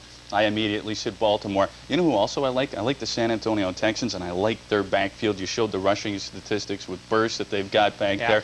Pringle, you mentioned him, great back. But how do you like the combination of Saunders being in there, Mills being in there, Burst when he comes in there? They are awfully tough as well. Yeah, I think that's a terrific combination that they have. The Hamilton Tiger Cats are down in San Antonio, of course, tomorrow night, and it's going to be a terrific battle. Both teams with 7-5 records, so you kind of have to like that one. But with Burst, Mills, and Saunders, man, oh man, that's a lot of firepower in one backfield. Well, the last time these two teams met, the Hamilton Tiger Cats ended up coming up with the victory. Tomorrow, as you mentioned, they will do battle. But when the Tabbies won, they won it at home. Tomorrow, they are on the road, and that's a big, big difference. Oh, yeah, you're going to somebody's park. It's a little different than playing at home, but they are a good football team. They've got two good running backs, and tough time stopping those guys all the time. If we can slow them down, but we feel that our offense can move the football on them, and hopefully we can get some points on the board and win a ball game. Boy, I'm telling you, Donnie Southern, I love his intensity, but they're going to have a tough time tomorrow. Darren, for Don Southern and his team, the thing that they have to do better is to run the football. Now, they don't have to be the greatest running team in the league because, number one, they won't. But what they have to do is take a little pressure off Anthony Cavillo and Steve Taylor. I mean, these guys are taking a lot of shots. They took a lot of shots in BC last week. And, they can't expect these quarterbacks to throw the ball 40 to 50 times a game as they have in the past. And even if they're not getting a great bit of success with the run, they can throw screens, they can run draws, the shovel pass, swing passes. I mean, there are 4 or 5 easy ways to take a little heat off the quarterbacks. And unless they do that, which I think Dieter Brock, their offensive coordinator, is too smart not to, if they don't do that, though, they're going to be in trouble the rest of the year. They're going to run out of quarterbacks. What's going to happen? Okay, we're going to take a short break here at McDonald's halftime. When Leaf and I come back, you're going to break out the telestrator for us. We're going to leave you with the CFL's Players of the Week. Stay tuned. We're back in a moment.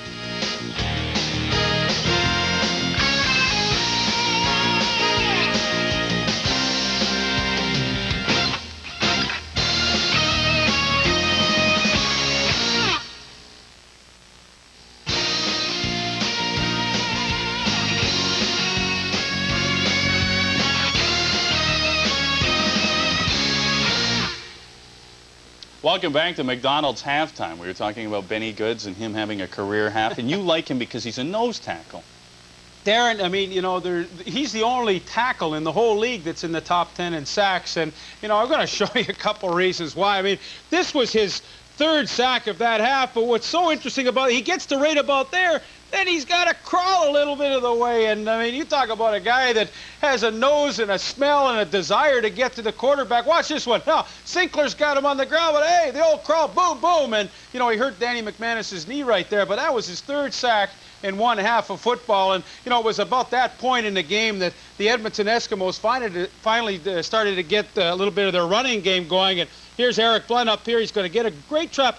Watch Leo Groenewegen come right up this hole, through the hole on the trap and lead him, and he gets the neat block on Shelton Quarles coming right there. Boom! And then Eric Blunt with that great speed. I mean, all he needs is just for one of his linemen to get in front of somebody, and he's downfield. But it was really at that point that the Edmonton Eskimos really kind of started to take control of that first half. Shalon Baker, the sensational rookie for the Edmonton Eskimos, came in 70 yards shy of hitting the 1,000-yard mark. We've seen him in the first half with a couple of touchdowns. You like the way this rookie plays. I love the way he plays. He broke all the records at Montana that Mike Trevathan and Matt Clark set. But the key to this one, once again, in the second quarter, hey, Kerwin Bell finally got some time to throw, and when he gets some time, he's a big, tall quarterback, and when he feels comfortable that he can step up into the pocket, he's going to make something happen. Watch this now. He looks away from the primary side.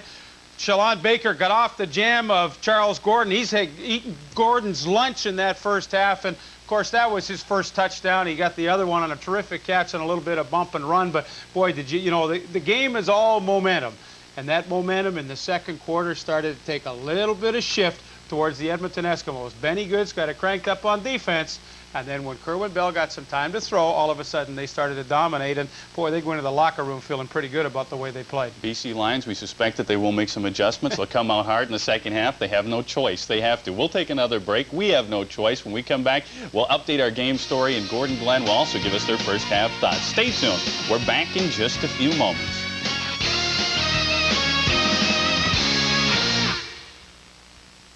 Though his career was limited to just 5 seasons, Tom Brown dominated during that time. Captain of the BC Lions defense, Brown starred as linebacker, middle guard, and defensive end. Brown was an All-Canadian 3 times and twice was voted the CFL's most outstanding lineman. You can see more on Brown and other CFL legends at the Canadian Football Hall of Fame in Hamilton.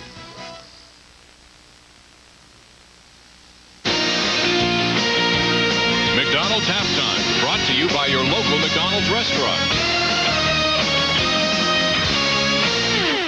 Welcome back to McDonald's Halftime. Good first half for the Edmonton Eskimos, as we mentioned, and they are featured in your game story, Lee. Well, we're going to get Benny Goods on the All-Canadian team tonight, and he's going to do it just by himself in one half with 3 sacks. Obviously, he leads the game story tonight. You look at the running backs. They were talked about at the beginning. Eric Blount's having a good game. Corey Philpott, he struggles against good defenses. That's no secret. And he's only got 41s in the first half. And Shalon Baker, those 2 touchdown catches, 55 yards. He's only 15 away from 1,000 yards in his rookie year. That's a pretty solid game story. Fantastic game story. Gordon, Glenn are standing by once again at BC Place. Let's go to them. Gentlemen. Thanks very much, Darren. A big story. Corey Philpott, 25 yards rushing in the first half. Glenn, 14 of them on 1 carry. The Lions need to get him into the attack. Well, they have to get him the ball, first of all, and the second thing they have to do is, like Lee said, they got to block Benny Goods.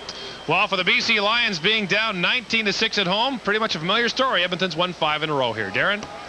Thanks very much, gentlemen. Coming up next, we will kick off the second half. The Edmonton Eskimos out on top. We'll see what transpires coming up next. Stay tuned. Welcome back to the stadium at BC Place, where Julio Caravano will kick it off for the BC Lions. His team trailing 19-6 at halftime, and what an entertaining and emotional first half it was. Here's Eric Blount taking the kickoff from his 12-yard line. Blount breaks through the first wave, and here he goes. Eric Blount waiting for a block, and now it's a foot race. Eric Blount deep into BC territory, might be out of gas, and he finally gets stopped at the 27-yard line. Tony Collier made the stop, but Eric Blount, the man Leaf and Darren just talked about, is having a good first half, a 70-yard kickoff return. Well, we talked about at the beginning of the game, him in 3 phases. Special teams on the return game, the rush, and the passing game. Here he is on the return, and watch the moves. Look at the cuts he's making.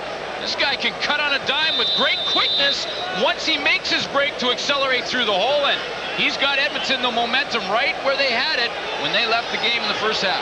You can bet Dave Ritchie gave his team a fiery locker room speech, but the defense is on its heels here. First and 10, Edmonton from the 27. Here comes the blitz. Over the middle they go for Nick Mazzoli. And I'll tell you what, Kerwin Pell got absolutely buried by Shelton Quarles and Virgil Robertson. The halftime numbers, penalty 7 for 69 for the BC Lions, 4 on that last drive. Edmonton had 247 net yards in that opening half against a tough BC defense.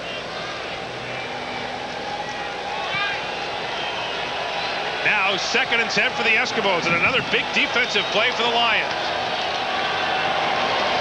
They give it to Michael Souls, and the fullback looks to just be getting Edmonton into field goal range as he puts his head down and gets into the 20.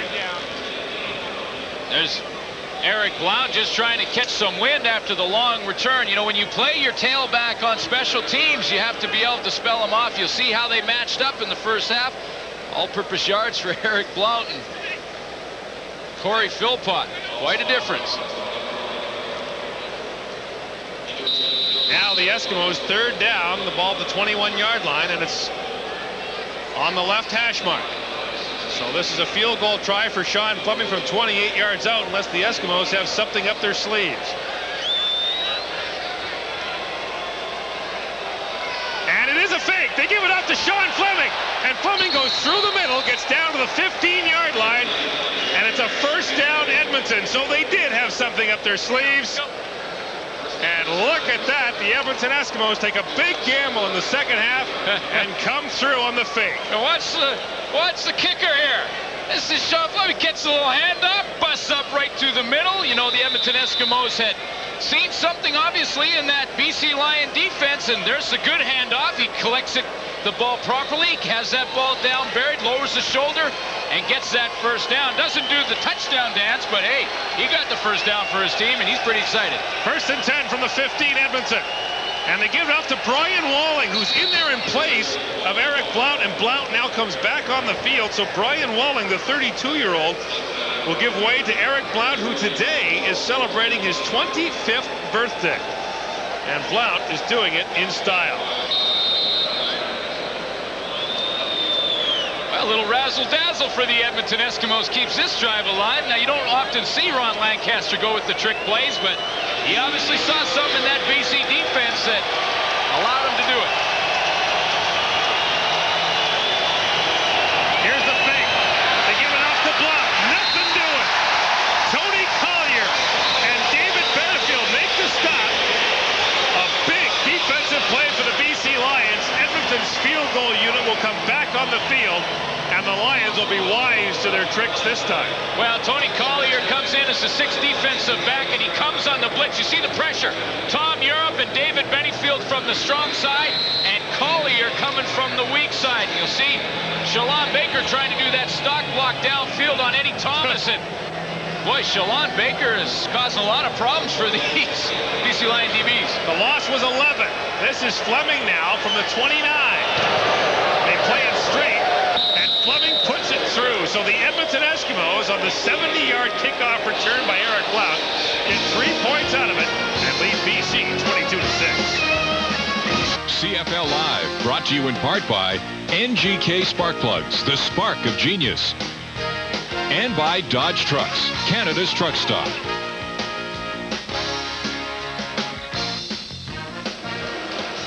The Edmonton Eskimos are set to kick it off to the BC Lions. Corey Philpott is back deep to receive, along with Eddie Thomas, to take the kickoff from the Fleminator, Sean Fleming, who does have a tackle and a carry in the game tonight. This is Thomas from the 5. Eddie Thomas gets up to the 28-yard line, stopped quickly by John Kalin. Well, the two quarterbacks very much in the spotlight in the opening half.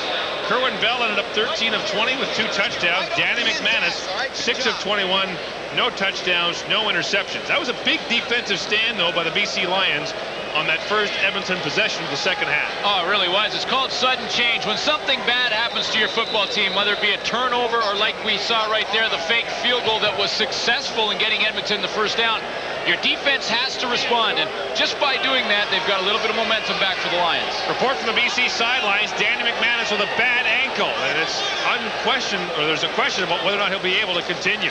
Here's the toss to Corey Philpott, and nothing doing there as the Eskimos got in quickly. Now, if there's doubt about McManus' ability to continue, the quarterbacking reins would fall to Keithan McCann, who has tried only 14 passes this season.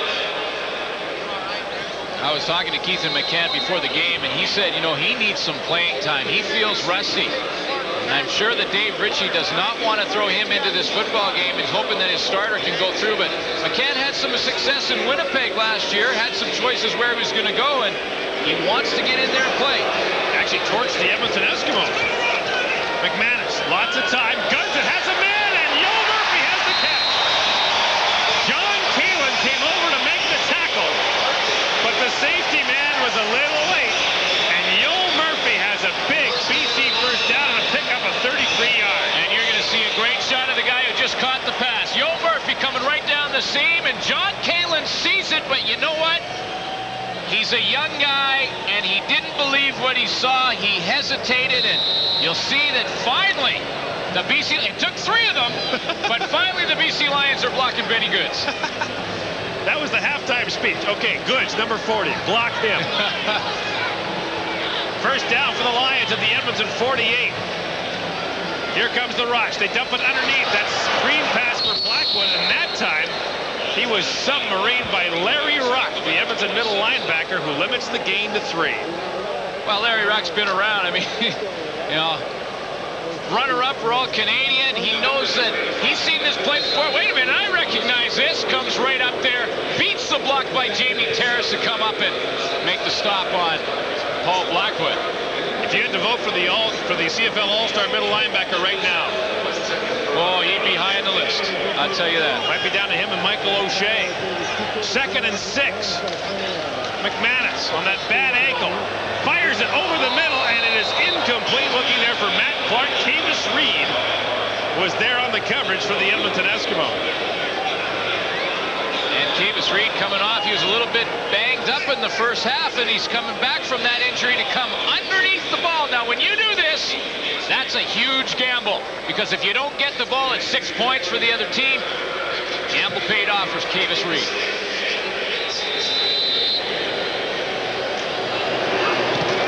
Lou Passagne with the punt. This is the gizmo. Just in his end zone, and he'll gladly concede the single point. So the Lions have 7, but it's taken 2 field goals and a single to get there. 22-7 is the score.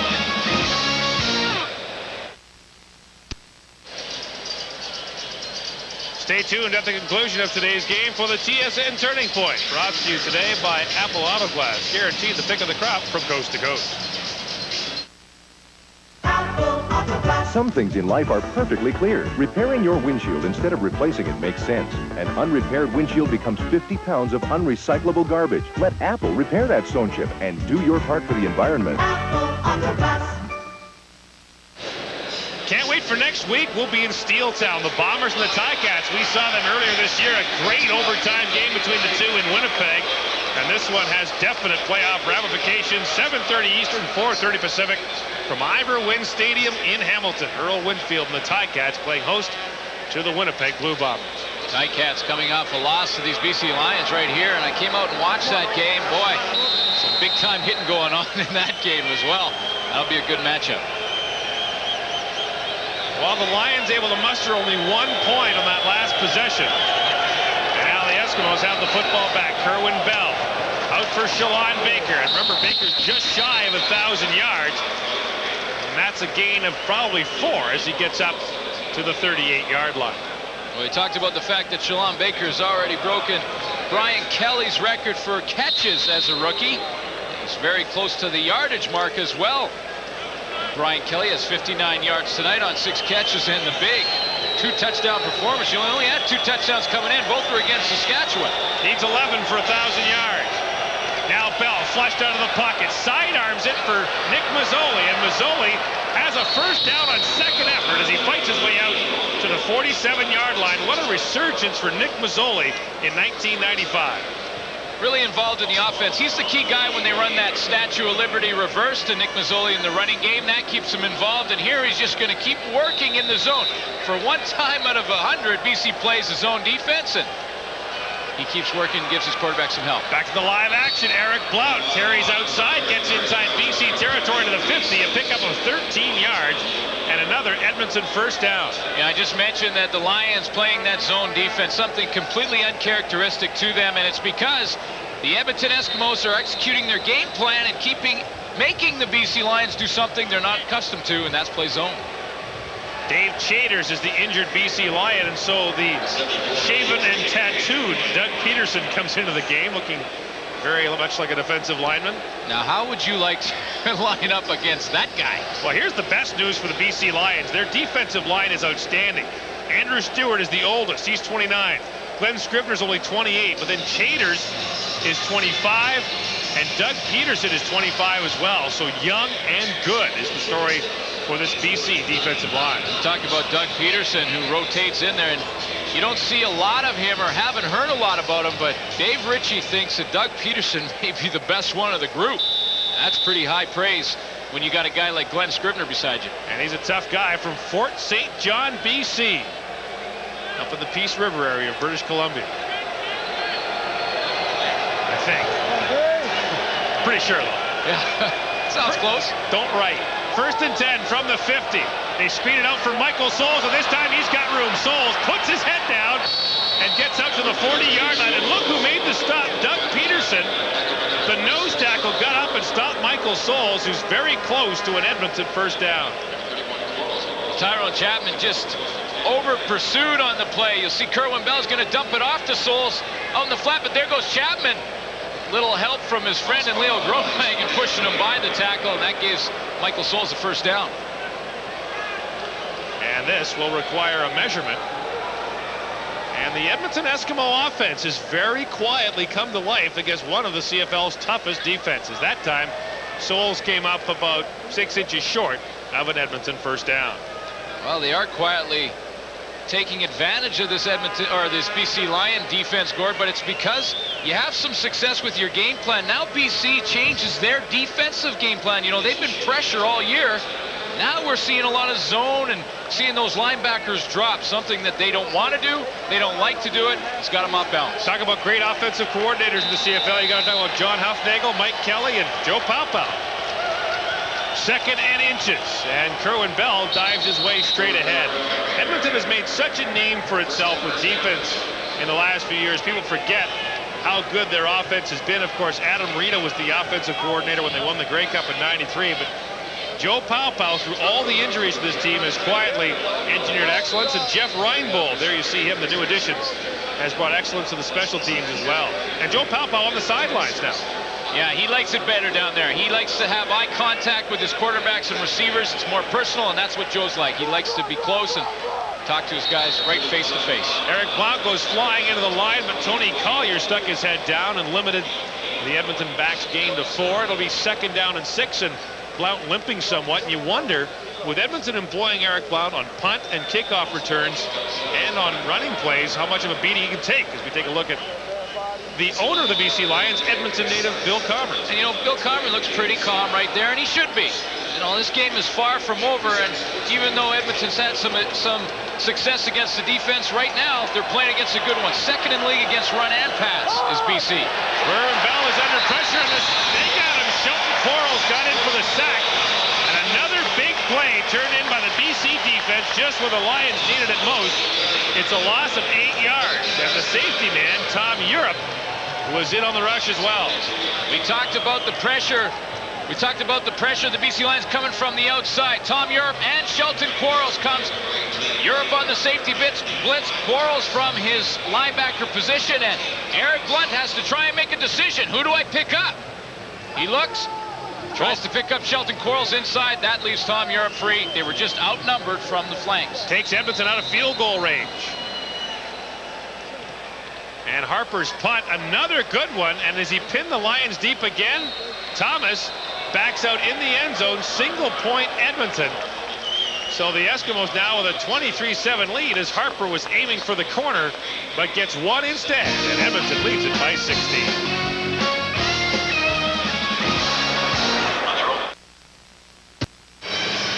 Well, there's Ryan Walter, my wintertime partner from last year with his beautiful wife, Jenny. I'm not sure where the 5 kids went tonight, but I know Ryan pays through the nose for babysitters, and Ryan's getting set for a big hockey season coming up. And, of course, the Vancouver Canucks open in beautiful GM Place next week. And actually, they've got exhibition games here this weekend. And Bury and McGillney begin their show at GM Place right next door to BC Place on October 9th. 1st and 10 Lions from the 35. McManus with the fake. Now he's running for his life. Benny Goods in pursuit. McManus throws it underneath and has a man there as he completes it to Herbold. And he's got a BC first down. Dean Herbold, who has been a quiet man today, has the catch. Well, it starts with the fake. You see Corey Philpott taking all that defense of the Edmonton Eskimos with him. And then pretty good throw for a pocket passer on the run to throw across his body and hit Herbold coming across the middle.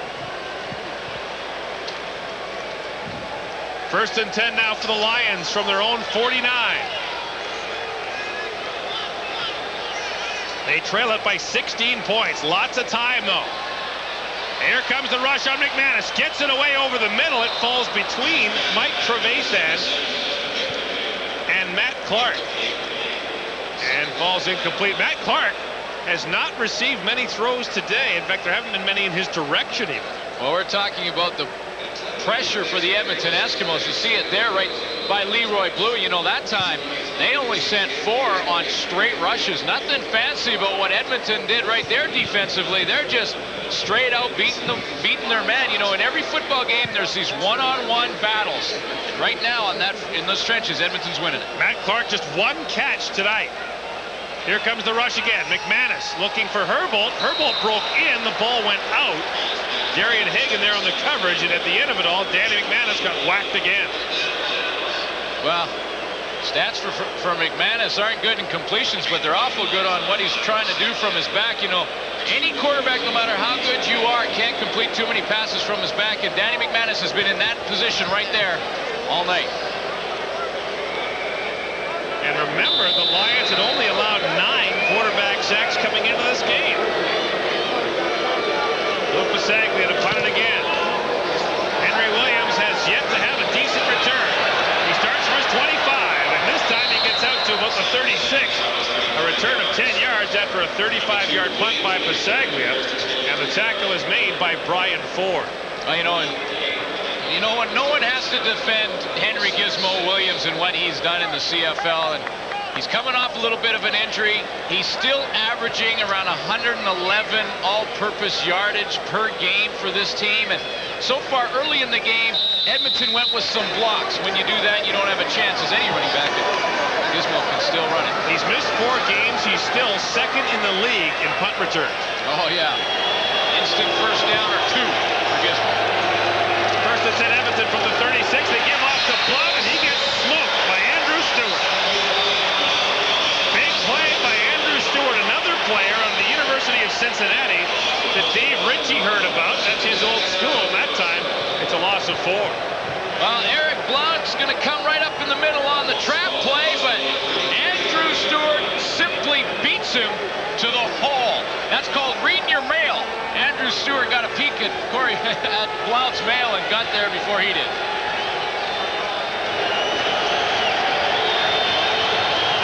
Now, second and 14. Early movement.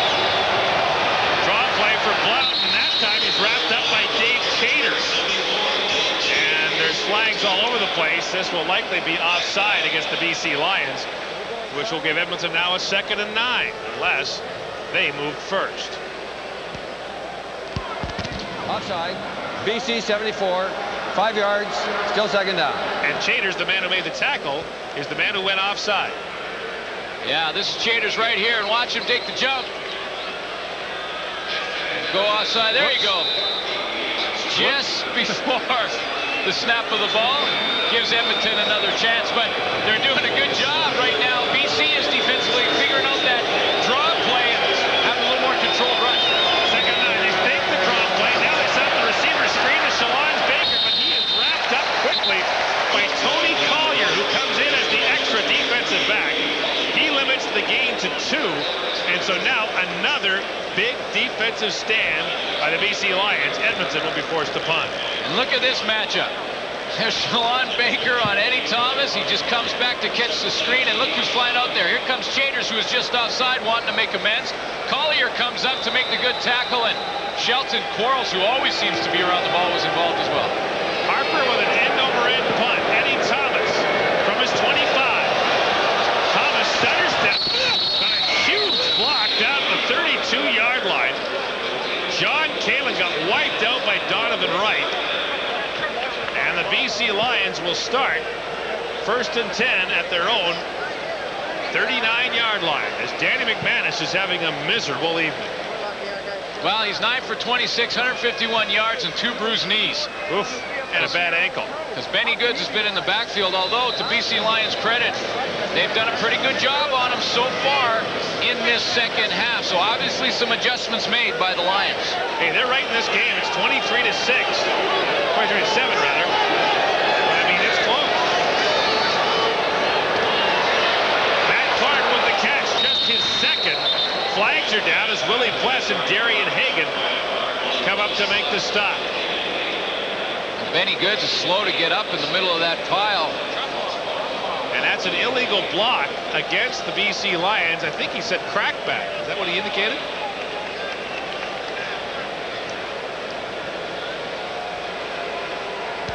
Illegal chop block. BC 59. 15 yards. Still first Illegal down. chop block against Todd Furtick, the 2nd-year man out of Selkirk, Manitoba. And that will be a costly penalty as the Lions are moved back to their own 24-yard line. Well, it was on Benny Goods, and I had a good vantage point of the play, and what happened was Benny Goods was being held up by Corey Mantika, and Todd Furtick came down on his legs. And they're trying to keep Benny Goods out of the backfield, but they're going to have to do it in a more clean fashion, or they're going to get nailed for those penalties. There go the Lions again. They average 12 penalties a game. They're right on target.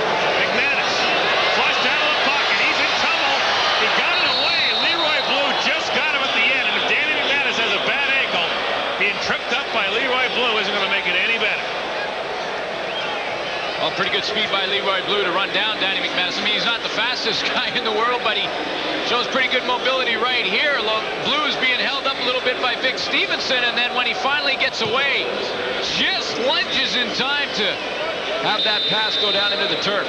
Danny McManus' rushing stats for 1995, 10 carries, -6 yards. Well, that tells a story right there. Not a bad win-loss record for the quarterback, though. Now, second and 2 bits. Flags are down. McManus over the middle. He's got Herbold. And Herbold is about 3 yards short of a BC first down. But there's a flag on the play, and it's procedure. BC will wipe out a 22-yard gain. And the Lions will be in their own end zone here if they're not careful. And Dave Ritchie. Procedure. BC 77. 5 yards. Second down. Mike Trevathan, and Dave Ritchie is giving it to the officials on the BC sideline.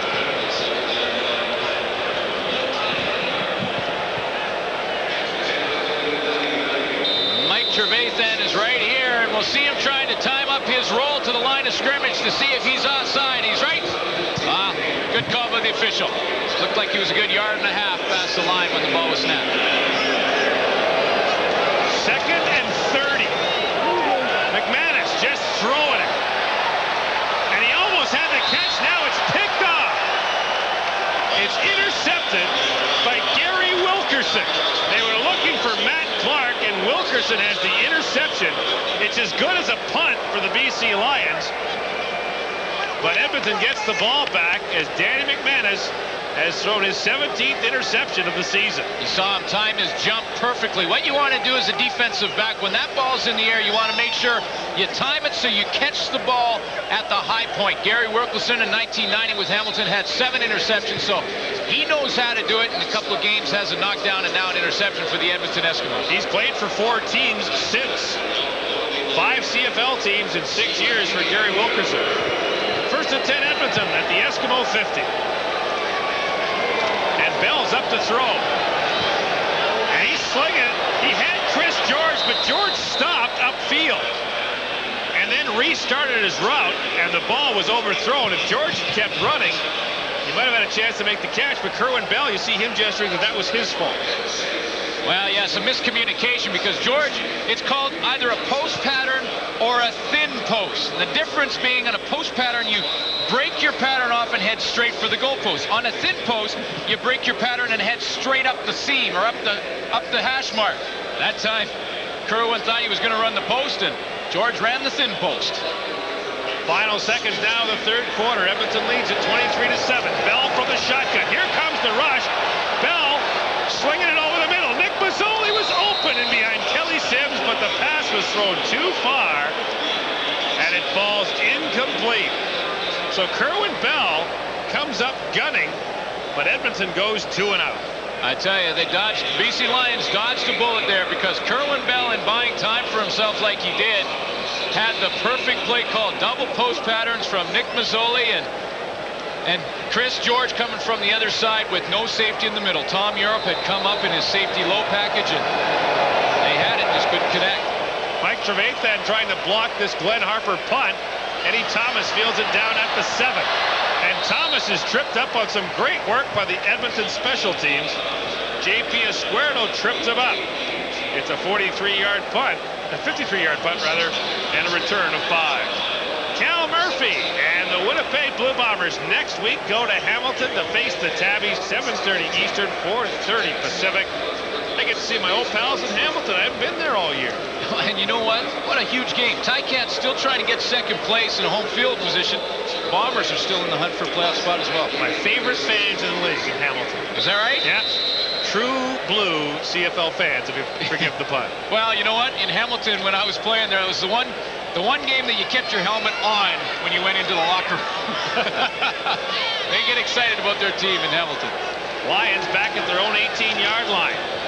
The give goes off to Blackwood, and Corey Philpott has been a non-entity in this BC offense in the second half. That's the final play of the third quarter. Edmonton leads at 23-7. Welcome back to CFL Control. The Edmonton Eskimos continue to roll along, and they're being very aggressive in their attack. You know, Darren, I talked to Ron Lancaster this week, and he said, Leaf, don't be surprised when we line up for a field goal this week if we run a fake. And boy, oh boy, did they ever get the look they wanted. See the overload from BC? This was the area that the Edmonton Eskimos wanted to attack. So the snap to Harper, the little handoff to Fleming, and watch the gap right up here. Hey, Blake Dermott's the center. It's so wide open, he doesn't really have to block anybody when Dave Chaters goes to the weak side. But, you know, that's nothing more than studying the films and then taking advantage of something you've seen on film and doing it in a game situation. And, you know, in our game story at the beginning, we talked about Kerwin Bell and, you know, how would he avoid the rush? Now, this is one of the intangibles that wins games for you. Watch as David Benefield takes the inside rush. Now, Bell's straight drop back, but he feels that, sees that, and just kind of slides out to avoid the rush. And, you know, he's going to make a completion to Nick Mazzoli. It only goes for about 8 yards, picks up a first down, but those are one of the subtle little things that end up winning you ball games. And Edmonton's doing a lot of good things right now after 3 quarters. And the Eskimos happy to have Blake Dermott back. He had been injured for most of the season on the long snaps. Let's go back to BC. Gordon Glenn. Gentlemen? All right, thanks very much, Darren. The numbers through 3 quarters, the BC Lions have just 48 yards rushing. Remember, 18 of those on a fake punt by Lou Pasaglia. And the time of possession favors Edmonton by a couple of minutes. But the big story, Corey Philpott, no yards in the 3rd quarter. Not one. And that time of possession, the 21 minutes for the BC Lions has been spent in their end of the field. And here's where they are now, 2nd and 8. McManus gets it off for Corey Philpott. And Philpott well short of the first down as he's stopped up by Melvin Hunter. We talked about it at halftime. The Lions have to get him involved. That time he gets 5. And the crowd now getting restless here at the stadium at BC Place. They didn't like the play call. Well, you have to give credit where credit's due. Corey Philpott is a great running back in his own right. Had a great game against Hamilton last week, but he's playing against a pretty good defense in Edmonton. Well, you heard Leaf mention earlier, the knock on Corey Philpott has been how does he do against teams with a winning record, against good defenses. And that's where he struggled. Gizmo is back to receive the punt from Lou Pasaglia. It's an end-over-end kick. And this is Williams from the 45. Moving straight ahead, he runs right into the arms of Brian Ford, who stops him at midfield, a 40-yard punt and a return of 11 yards. But the Edmonton Eskimos have won the battle for field position throughout this game. They certainly had. You see Kerwin Bell's numbers on the day. The big stat right there, two touchdowns, no interceptions. So the offensive philosophy of coordinator Joe Paopao to not hurt your football team, keep that giveaway takeaway in the plus category. Of course, Edmonton leading the league there. It's definitely paying off in this game. Could argue this is Kerwin Bell's best quarterbacking game as an Edmonton Eskimo. Give off to Blount. Eric Blount changes directions, dives across the 45, and should have a first down as he gets down to the 44. I'll tell you one thing fans in Western Canada especially look for at this time of year. A running game like that. Because you know what? It snowed in Calgary the other day.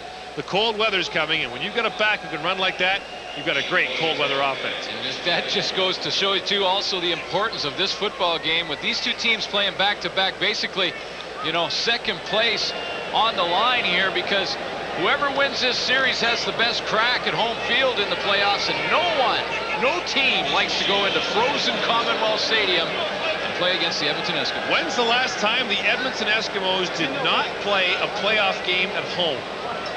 Wow. 1985. That's an astounding streak. It's been 10 years since they didn't play a playoff game at home. 2nd and short. Kerwin Bell just falls forward. He'll have the first down easily. Now there's a problem for the BC Lions if they have a home playoff game in the first week of the postseason.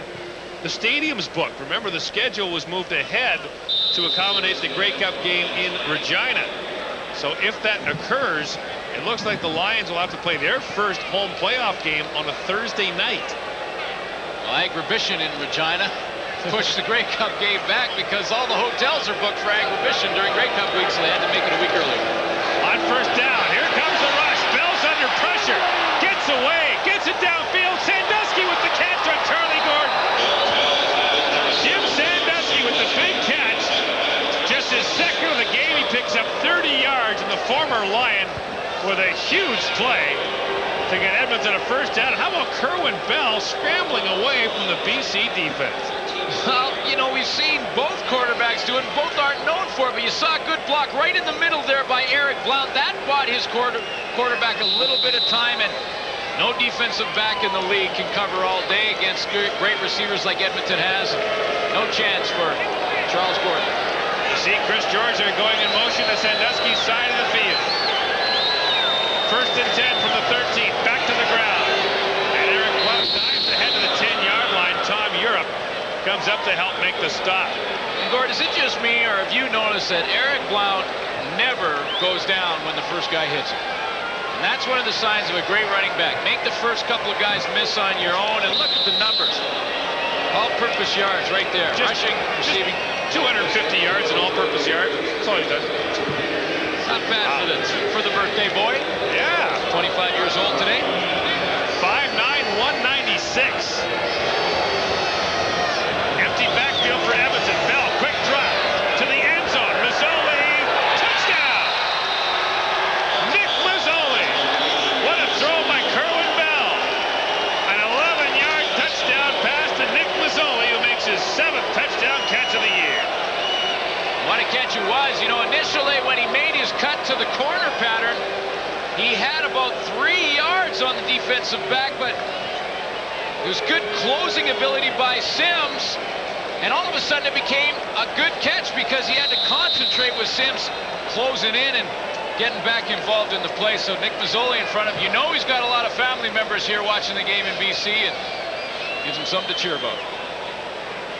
7 touchdown catches, all of them since late August for Nick Mazzoli. Sean Fleming for the point after.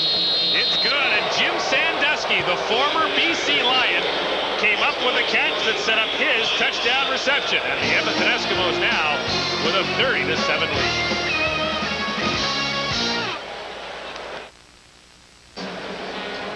Welcome back to the stadium at BC Place, the house of pain for the Lions when they play the Edmonton Eskimos. Well, Edmonton went to 3 receivers to the one side of the field. They call it their cluster. And breaking through that on the corner pattern is Mazzoli. You see him go down to his knees, keep the concentration with Sims closing, and come up with a big catch. Kerwin Bell has thrown 3 touchdown passes in the game. He did that once before as an Edmonton Eskimos against Calgary on Labor Day, but that was in a loss for the Eskimos. Here's Eddie Thomas from the 20. They got the return set up to the other side. Thomas has got a long way to go. And you know what? He ended up losing 2 yards.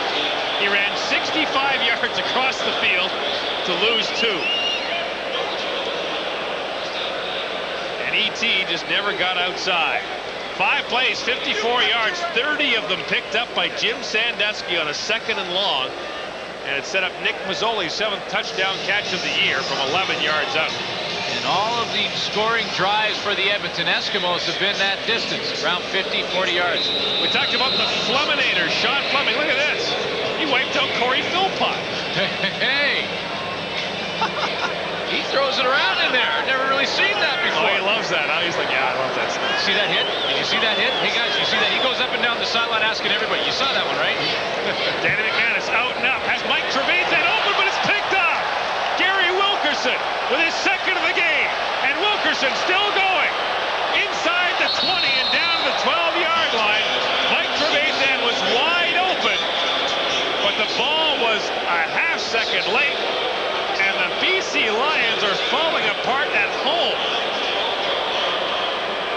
And you know what Gary Wilkerson's going to go to the sideline and say? I baited him. And that's what we did as defensive backs. What you say when you have a receiver, you make him appear to be open. At the top of your screen, Wilkerson is going to see Trevathan go down the seam. Now you see him just wait until just the right moment to cut underneath. Danny McManus didn't think he had a chance, and then Wilkerson with the big return and turnover for the Edmonton Eskimos. But that's what you call baiting the receiver. Make him look open. Quarterback throws it to him, and you come up with the pick. Now, 1st and 10, Edmonton from the BC 12. The give to Blount. And he fights his way down to the 5-yard line, a pickup of 7 yards. Is there any way to explain how Edmonton is so good in BC Stadium and vice versa? We talked about it earlier. but it bears repeating. Edmonton is 6-1 against the Lions at BC Place in the 90s, but the Lions are 5-2 in Edmonton, and they've got the return match at Commonwealth in 12 days. Well, with 9 minutes, 48 seconds left in this game, they're not thinking about the return match just yet, but it's good to know if you are a BC Lion that... It's coming, right? Eric Blount fights his way inside the 5, down to about the 3, but he'll leave himself about a yard short of a first down. And really, you know, I see the big difference in Dave Ritchie's team right now is the line of scrimmage. Usually when you watch this BC Lion defense, they control that line of scrimmage. Shelton Quarles is flying up in there all the time. You see Virgil Robertson and Henry Newby, who's out of the lineup and obviously missed by this team. They're just not controlling the line of scrimmage. Edmonton Eskimos have, and they have started since the second quarter. Edmonton leads it by 23, and the Eskimos will gamble on 3rd and a long yard from the 4.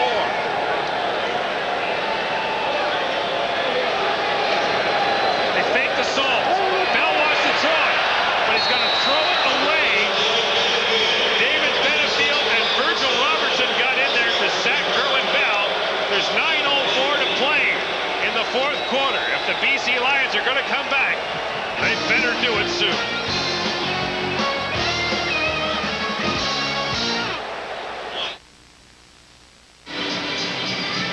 Welcome back to the stadium in BC Place, where the Eskimos gambled on 3rd and 2 and the Lions stuffed them.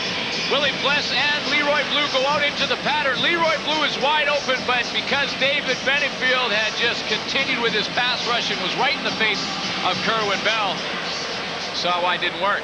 And Dave Ritchie has gone to his bullpen. Danny McManus remains on the sidelines. Keithan McCant will begin here with the Lions 1st and 10 from their 4. It's the 4th time in the game the Lions have started to drive inside their own 10-yard line.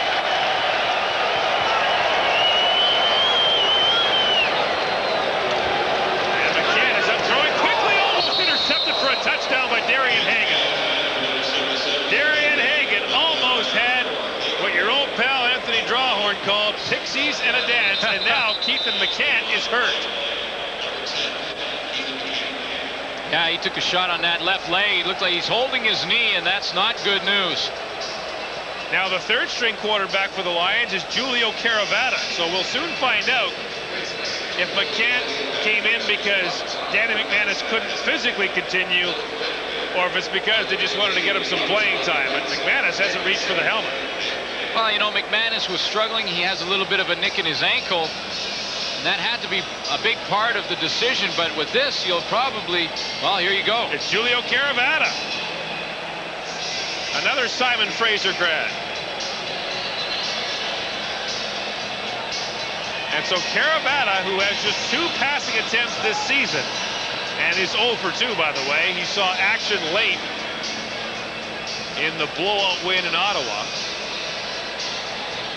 Really a tough break for Keithan McCann. I talked to him prior to the game. He was talking to me about really wanting to get the chance to get back in there, get some of the rust off. He feels like he can move this team offensively if Danny McManus struggles, and you'll take a look right here to see what happens. And it's one of those situations where an Edmonton defensive player got rolled into Keithan McCann.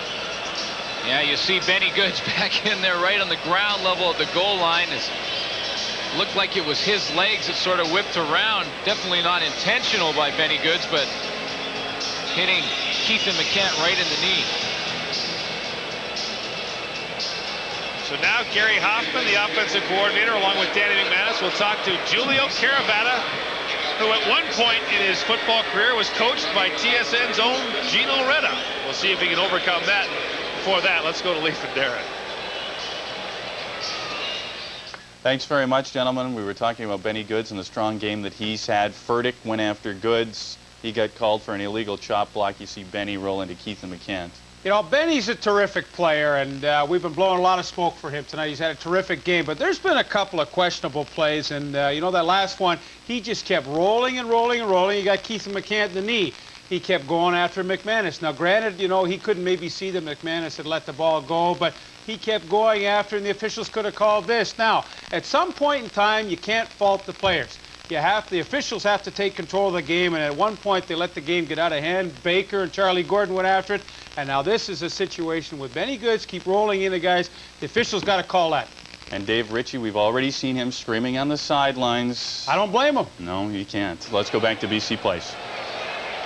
Julio Caravana, 2nd and 10 from the 4. He's up and throwing, and he's got it to Corey Philpott. A flag is down, and here comes Corey Philpott. Out across the 30 to the 35. Gary Wilkerson makes the stop. It's a pickup of 32. So Julio Caravana comes in, completes the pass to Philpott, and there is a flag down on the play. This is probably a late hit.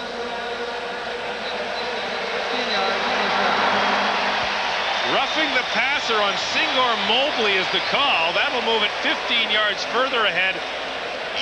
And so out to the 50-yard line they go, and maybe the officials have finally reacted to what has happened so far. You see Singor Mobley right there just as Julio Caravetta throws the ball, but like you said, Dave Ewell probably heard Lee Pedersen talking about sooner or later you got to take control of this game, and he gets the call there. But Caravetta didn't go down.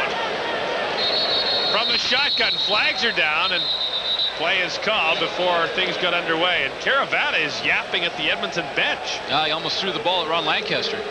59, 5 yards. Todd Furtick is called for illegal procedure. That'll move him back.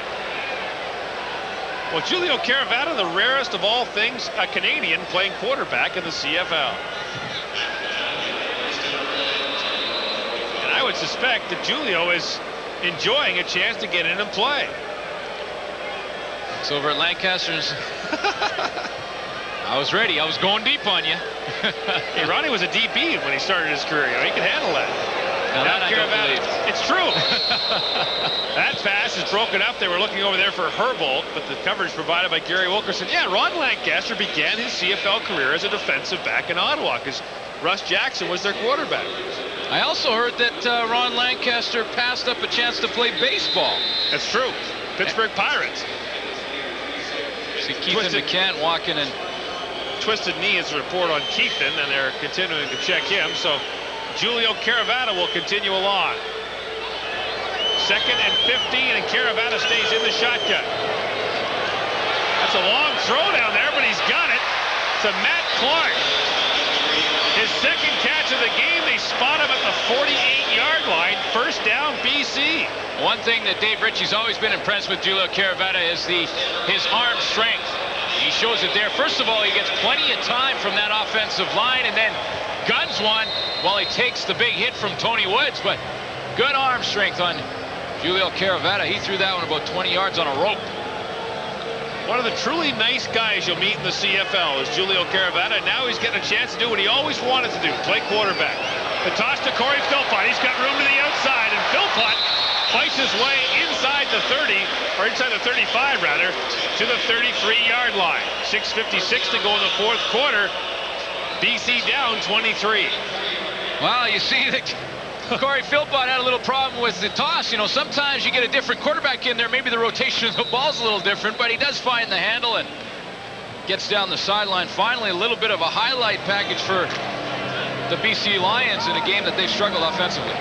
Now, is it out of the question to think that BC could come back here? Oh, absolutely not. This is the Canadian Football League. Oh, there you go. 5 receivers to one side. Caravana slings it. There's flags down, and so is Caravana. Looks like Edmonton might have been offside. Well, they likely were, because you see Glenn Rogers Jr. was in there, and there he is right there, was in there on the pressure. And Edmonton was offside, so it was a free play, and that's why Julio Caravana threw the ball away. You know what happens is Edmonton 26, 5 yards, first down.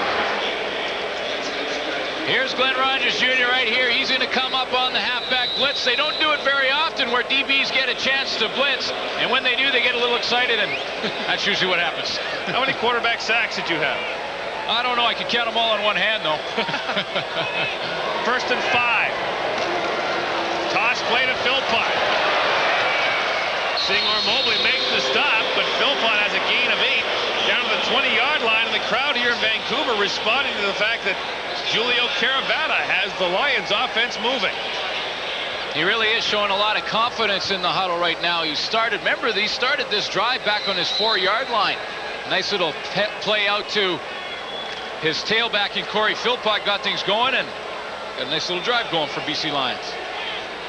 Look at that, the all-purpose yards, a major difference, but the guys who scored 9 last week have none this week.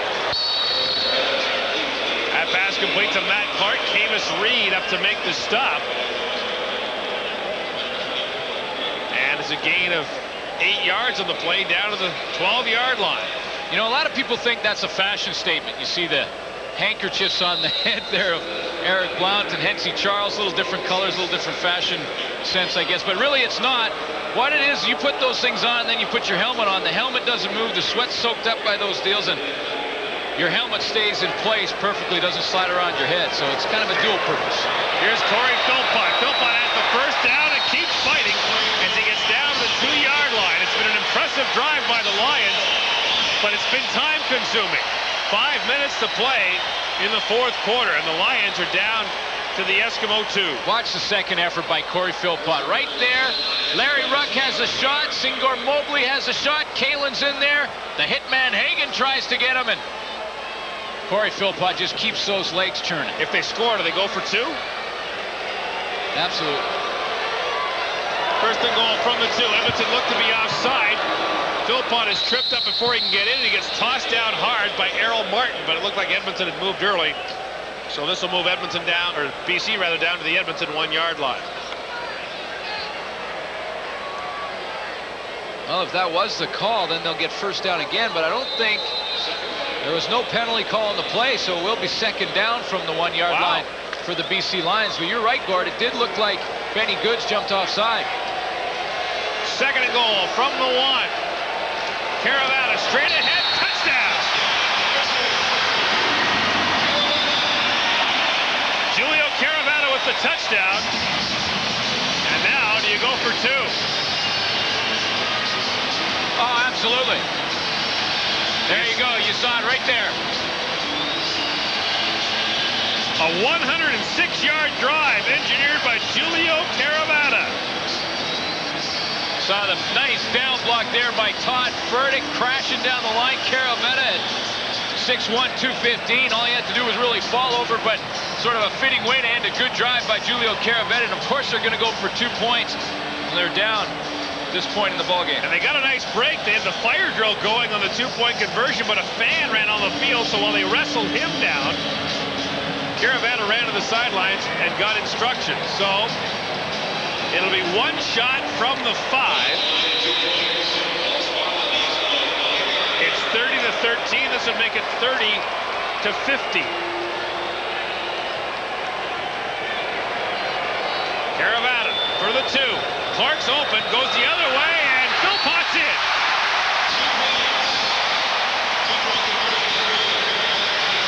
The Edmonton lead is 15. And we've got 3:46 to play in the 4th quarter. The 3rd-string quarterback is bringing the Lions back.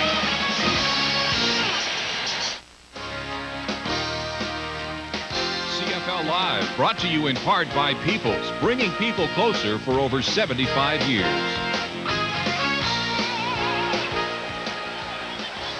Lou Pasagli, as we rejoin the live action, put up the short kick, but J.P. Esquerdo fielded it for Edmonton.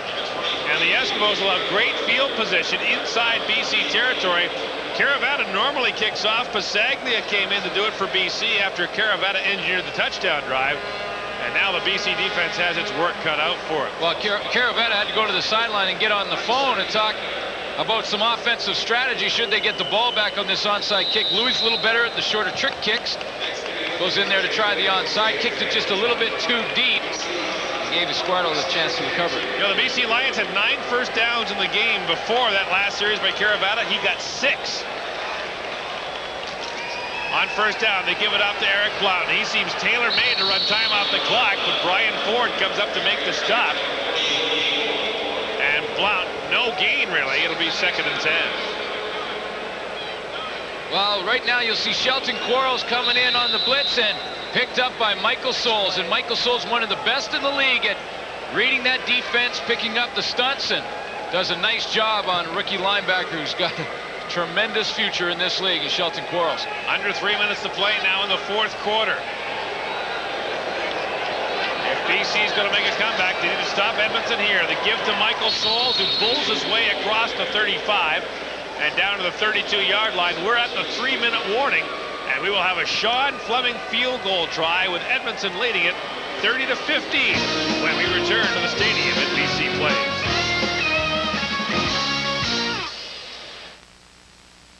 Welcome back to CFL Control. Our next game here on TSN is this upcoming Friday. It is the Hamilton Tiger Cats at home to the Winnipeg Blue Bombers. It's a 7:30 start Eastern Time. Well, there's going to be a lot of water under the bridge before we get to that game. I'll tell you one thing I love about Hamilton is the job that they have done bringing the fans back to Ivor Wynne. That is a fun place to watch a football game and to broadcast a football game. And Gord and Glenn are going to be there. They'll have a good one of it. Hasn't exactly been a fun place at BC Place Stadium. Maybe the Lions can get it going here. Well, you'll pardon the pun, but I think the Lions sleeps tonight. 30-15, Edmonton leads, and the Lions cannot beat Edmonton in their own park. Well, there's 2:42 left. You see Edmonton. Sean Fleming lining up for the field goal. He's pretty loose, isn't he? Man, from the 40, straight away. I'll tell you one guy who's not smiling, Hugh Campbell down there pacing the Edmonton sidelines like a cat. His team leads 33-15, and he wants to make sure this thing is over. Well, this is a big win for the Edmonton Eskimos. It'll bring them to 9 wins, even with the BC Lions, with the return game to come in Edmonton. And now Hugh Campbell can afford a little smile on the sidelines. My, he does cut a dashing figure on the sidelines, doesn't he? He's got button-down collars and chinos figured out. Congratulating his kicker, and he's over there saying, well, you know what? The officials tried to roll block me, but I'll take that. Yeah, if we can win. He took one for the squad early. So Julio Caravana comes back into the game for the Lions. 2:25 to play here, and they trail it by 18. Well, I just want to remind football fans that in 1988, Tom Burgess brought the Saskatchewan Roughriders back against the Calgary Stampeders, scored 3 touchdowns in 2 minutes and 5 seconds. It can happen. Hey, right here, Sacramento came back and scored 3 touchdowns in the last 3.5 minutes to beat the Lions. But it wasn't their 3rd straight quarterback. Here's Corey Philpott on the carry. Corey Philpott out across the 50 to the 51. John Kalin, the safety, came up to make the stop. It's a pickup of 16 yards for Corey Philpott. And right now, Gary Hoffman's on the sideline waving his offense up. They got to get that hurry up. You'll see the play. Here's a little pitch out to Corey Philpott. He's going to cut back, and right there is a nice hole, but you'll see BC Lions going right to that hurry-up offense. High snap to Caravana. Looking out there, he got it to Matt Clark. That is a long throw. Well, it was a long throw for 2 reasons. One, it went over Darian Hagan's head, who was right in line of the throw. Matt Clark did a great job coming back to the football to make the catch. And now, a nice situation for BC with 2nd and short. But the clock is their problem. 2:09 left in the 4th quarter. Caravana now lines up under center. The toss to Philpott. And Philpott looks to be stopped short of the 1st down by Tony Woods. And Tony Woods from Fort Lee, Virginia, the unsung hero in that Edmonton defensive line. Benny Goods, Leroy Blue, and Melvin Hunter get a lot of the talk. But Tony Woods is the guy who ties up those blockers. He gets double teamed, allows Benny Goods to get loose. Well, he had 9 sacks last year. Tony Woods has 1 this year, and he's playing beside guys who have 13, 7, and 7. I know he hears that in team meetings. Corey Philpott has gone over 1,000 yards rushing this season. He's the 2nd in the league to do it behind Mike Pringle. But it comes on a sour night for the BC Lions. Caravana, quick drive. Out to the flat it goes. He was looking there for Dean Herbold, but he one-hopped it to him. Threw it to Herbold before he made his break. He just didn't quite get that one fully extended and get it out there. And when we were standing on the field before the game, we were messing around with that football, trying to throw that long field out. And Gord, when you and I did, it looked like punts. Oh, I know. My arm still hurts. That's a long throw. And you know, I have a good arm. Yeah, that's what you keep telling me. I haven't seen it yet. But only to pat myself on the back. 2nd and 10. Caravana gets it to. Look out, here it comes. Philpott with the catch and the run, and gets inside the 25. And Corey Philpott has a first down for BC. And the key, he gets the first down, but he gets out of bounds. 1:48 left.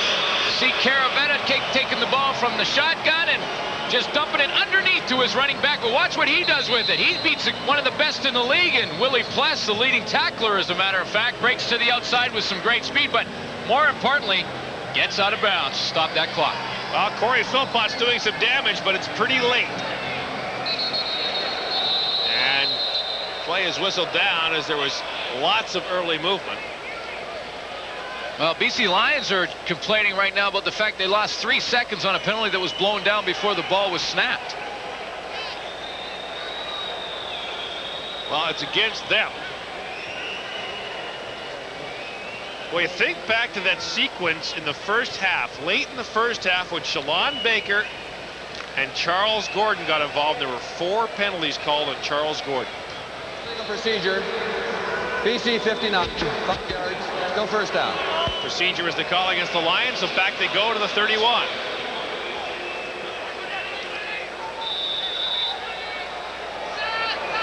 From the shotgun, another high snap. Caravana got nailed just as he threw the ball, but he got it to Mike Trevathan, and there's a flag down. Wow. Julio Caravana got drilled, got it to Mike Trevathan, who made the catch even though he was being interfered with. Well, we talked about the fact that quarterbacks, no matter how good you are, can't throw from your back. Okay, I stand corrected. We'll see it in a second. Forward pass interference. Edmonton 19. It's non-deliberate. 10-yard penalty. First down. You'll see the pressure now. We talked about that he couldn't throw from his back, but watch right here. He's going to get hit in the side by Leroy Blue and basically throws on a 45-degree angle. Wow, that's a great throw. It's not bad. That's arm strength. And then down the other field, because there was a little bit of a timing problem, Kalen hits Mike Trevathan a little bit early, unintentional because of the timing problem with the throw. You see a shot at John Kalen, the safety, right there. So they're ruling no catch by Trevathan, but they're calling pass interference. I thought Trevathan made the catch. What a throw. No, I think the ball hits the turf. You'll see it come loose right there underneath, and Kalen just a little bit early due to the hit. The ball wasn't there on time, so it was unintentional. A good call by the official. Gives BC the first down, however. But takes a lot of time off the clock. From the 21, here comes the rush. Caravana to the corner for Herbold, and I don't think he expected that ball to get through. Well, you know what it was? Dean Herbold was getting ready to change gears and try and become a defensive back, because he makes the break here. You'll see him to the left of your screen. Now he's going to run the out pattern, and Wilkerson's baiting again. He's going to come up, make the jump, and Dean Herbold's thinking, I got to make a tackle here. All of a sudden the ball comes through. So it's 2nd and 10 for the 21.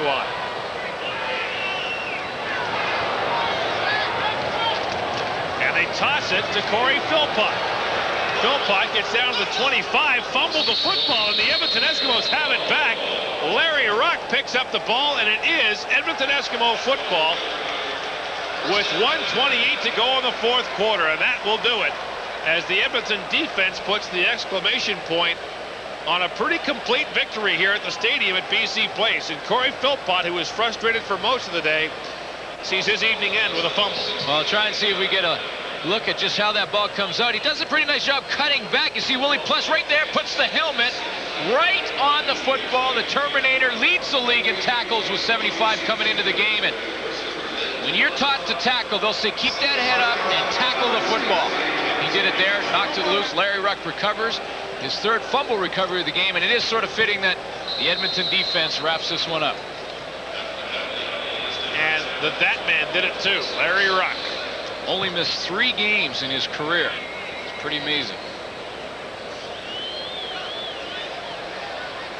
And Kerwin Bell has gone wire to wire as the Edmonton Eskimo quarterback, just what they were looking for. And here comes Eric Blount, puts his head down and gets out to about the 34-yard line, a pickup of 8 yards. And how often have you seen the Edmonton Eskimos get a complete game from a pitcher? How about 0? This is the first time. But that's what Ron Lancaster wants. He wants one starter, and he'd rather have Chris Vargas be the guy on the bench learning the system. A little bit younger, has great potential, but he'd like to see him do it from there and have this guy run the show. Actually, Vargas went wire to wire against Saskatchewan earlier this year when Bell didn't play. Oh, look at David Benefield get in and just stuff Eric Blount. Benefield's still pumped up. He's giving it to the Edmonton bench, but they're saying, look at the scoreboard, David. Look up there. And Benefield is talking about the fact that we'll see you next week, and believe me, I'm still going to be playing hard. I don't care what the score is. He comes down, puts the crosshairs on Eric Blount's numbers, and I'm a little surprised to see him still in the ball game, to be quite honest, but Benefield lowers the boom on him. I mean, the amount that they use Eric Blount and need him into this offense to be successful, a little surprising to see him still in the game. And Glenn Harper to punt. With under a minute to go and counting in the fourth quarter.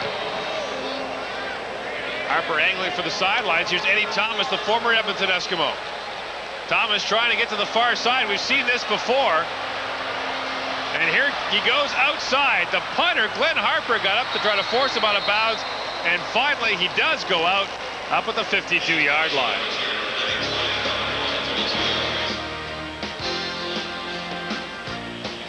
CFL Live on TSN. Brought to you by All Sport. The new All Sports drink for athletes. All Sport. The game will never be the same.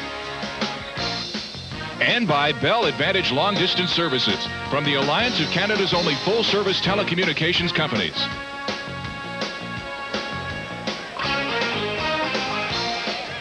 Seconds to play in the fourth quarter. Julio Caravana is 6 for 8 passing in this game, and he's up throwing again as he gets it to Corey Philpott, working on Darian Egg, and here comes Corey Philpott, finally dragged out the 36-yard line by Singor Mobley. You know, Gordon, I think if anything, the BC Lions positive out of this game is something that they got is that the fact that they found their second-team quarterback. It might be Julio Caravana. Tack on a penalty at the end of that, so be 15 more yards. And there's Keithan McCann, who got in for all of one play. Well, and I know that's disappointing for him. He wanted to get in there, show what he could do. He felt a little rusty, and then he does get his chance, and that's what happens. Just a tough break for McCann, and you can see him, his teammates coming over and trying to keep him to keep his head up, but it's awful tough for a guy to have one play and get hurt. All they wanted to do was get some playing time. First and 10 Lions from the 20, and flags are down again. With 20 seconds to go here in the fourth quarter. Illegal procedure. This second. Well, the Lions have been punished by penalties, and this won't help their cause any. You know, Dave Ritchie said to me yesterday, to be a successful football team, you have to have 3 things. You can't turn the ball over. Can't take a lot of penalties, procedure, and you can't afford to have a lot of personnel changes. Well, the BC Lions have 9 wins. They're the most penalized team in the league. For most of the year, they've led the league in interceptions thrown, and no one has used more players in the CFL this year than the BC Lions. So there goes that theory. That theory's right out the window.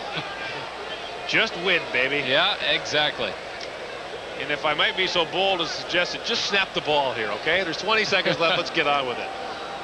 And now Ewell wants to talk to the timekeeper. Well, you know, Caravetta went over to talk to Ewell after that penalty, and he says, I don't care what the score is. I'm getting a chance to get some playing time in here. Put those 2 seconds back on the board for me. It's a great shot at Caravetta, who's looked impressive. You know, he came in the game when the BC Lions still had a chance to come back and win this football game, and did a pretty nice job. They're going to put 1 second on the clock, and it's going to take them a minute to do it. Well, I can't see him coming back, but Caravetta obviously wanted to get maybe one more play in his playing time. Shot at Chris Morris on the sideline, right tackle of the Edmonton Eskimos. Did a fine job against a good pass rushing defense of these BC Lions. So Caravetta looking to the end zone for Trevathan, and it is almost picked off again.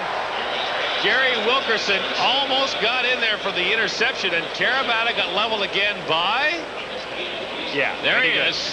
Number 40 in your program, but you're going to be number 1 in your heart if you're an Edmonton fan. He comes in there still working hard, and That's late, though. Well, he's had a couple of those questionable late calls, but you know I always side with the defensive guy. Yeah, I know. Because they're bigger. Second down from the 20. Pretty good game for number 40. Look out. Caravana is under pressure, and he is dropped. Larry Ruck and Leroy Blue got in there to stop him. And it'll bring up third down for the BC Lions. I love that. Leroy Blue and Larry Ruck are both in there simultaneously making the hit. They both jump up. And to that one, it's like who celebrates the hardest gets credit for the sack. Oh. It was when you're ahead, it's the let's try and get a stat. Larry Ruck wanted to get another sack. Leroy Blue was the other one. They were both trying to show to the statistician up in the booth. And I think that was me. I think I got there just a fraction of a second early. Leroy Blue's a little concerned about the condition of his Bishop's Gators, who have been struggling out of the gate this year. So is his team. Simon Fraser Klansman. Oh, yeah. Julio Caravetta saw his team losing the Shrum Oh, Bowl. how come they're... Hold on. They're his team all of a sudden. Now, what do we got time out here? Hey, the Lions have figured out a way to win. There's 11 seconds left to go. They're down by 18 points, but they figured out a way to win. How's that? I don't know. They called timeout. What could they possibly be talking about?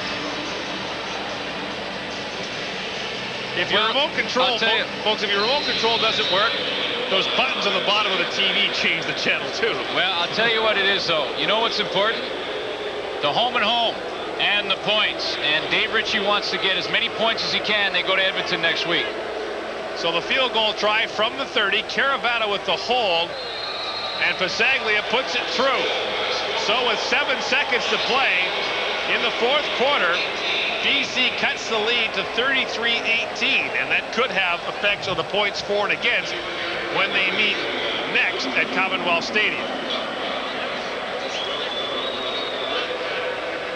Ron Lancaster knows it. He also knows what the records are when the BC Lions visit Commonwealth. And you know he's thinking about that right now. Yeah, absolutely. As good as Edmonton has been in BC, the Lions have been just as good at Commonwealth Stadium lately. Tough to figure that out.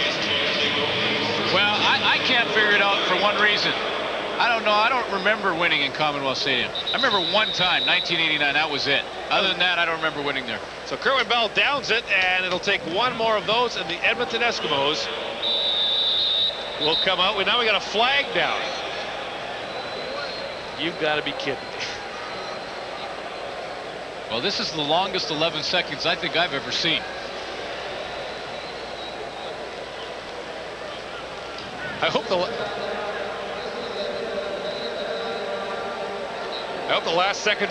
11 seconds of my life are this long. That's all I hope. Dave Ritchie's going, how did you call a penalty on me? 11 seconds left, my guy and their guys kneeling down. See Benefield right there. Let's see if he does anything here. No. That's it. Hey, it's over. Well, the BC Lions fall hard at home to the Edmonton Eskimos, and don't look now, but Edmonton has pulled into a tie with BC for second place in the North.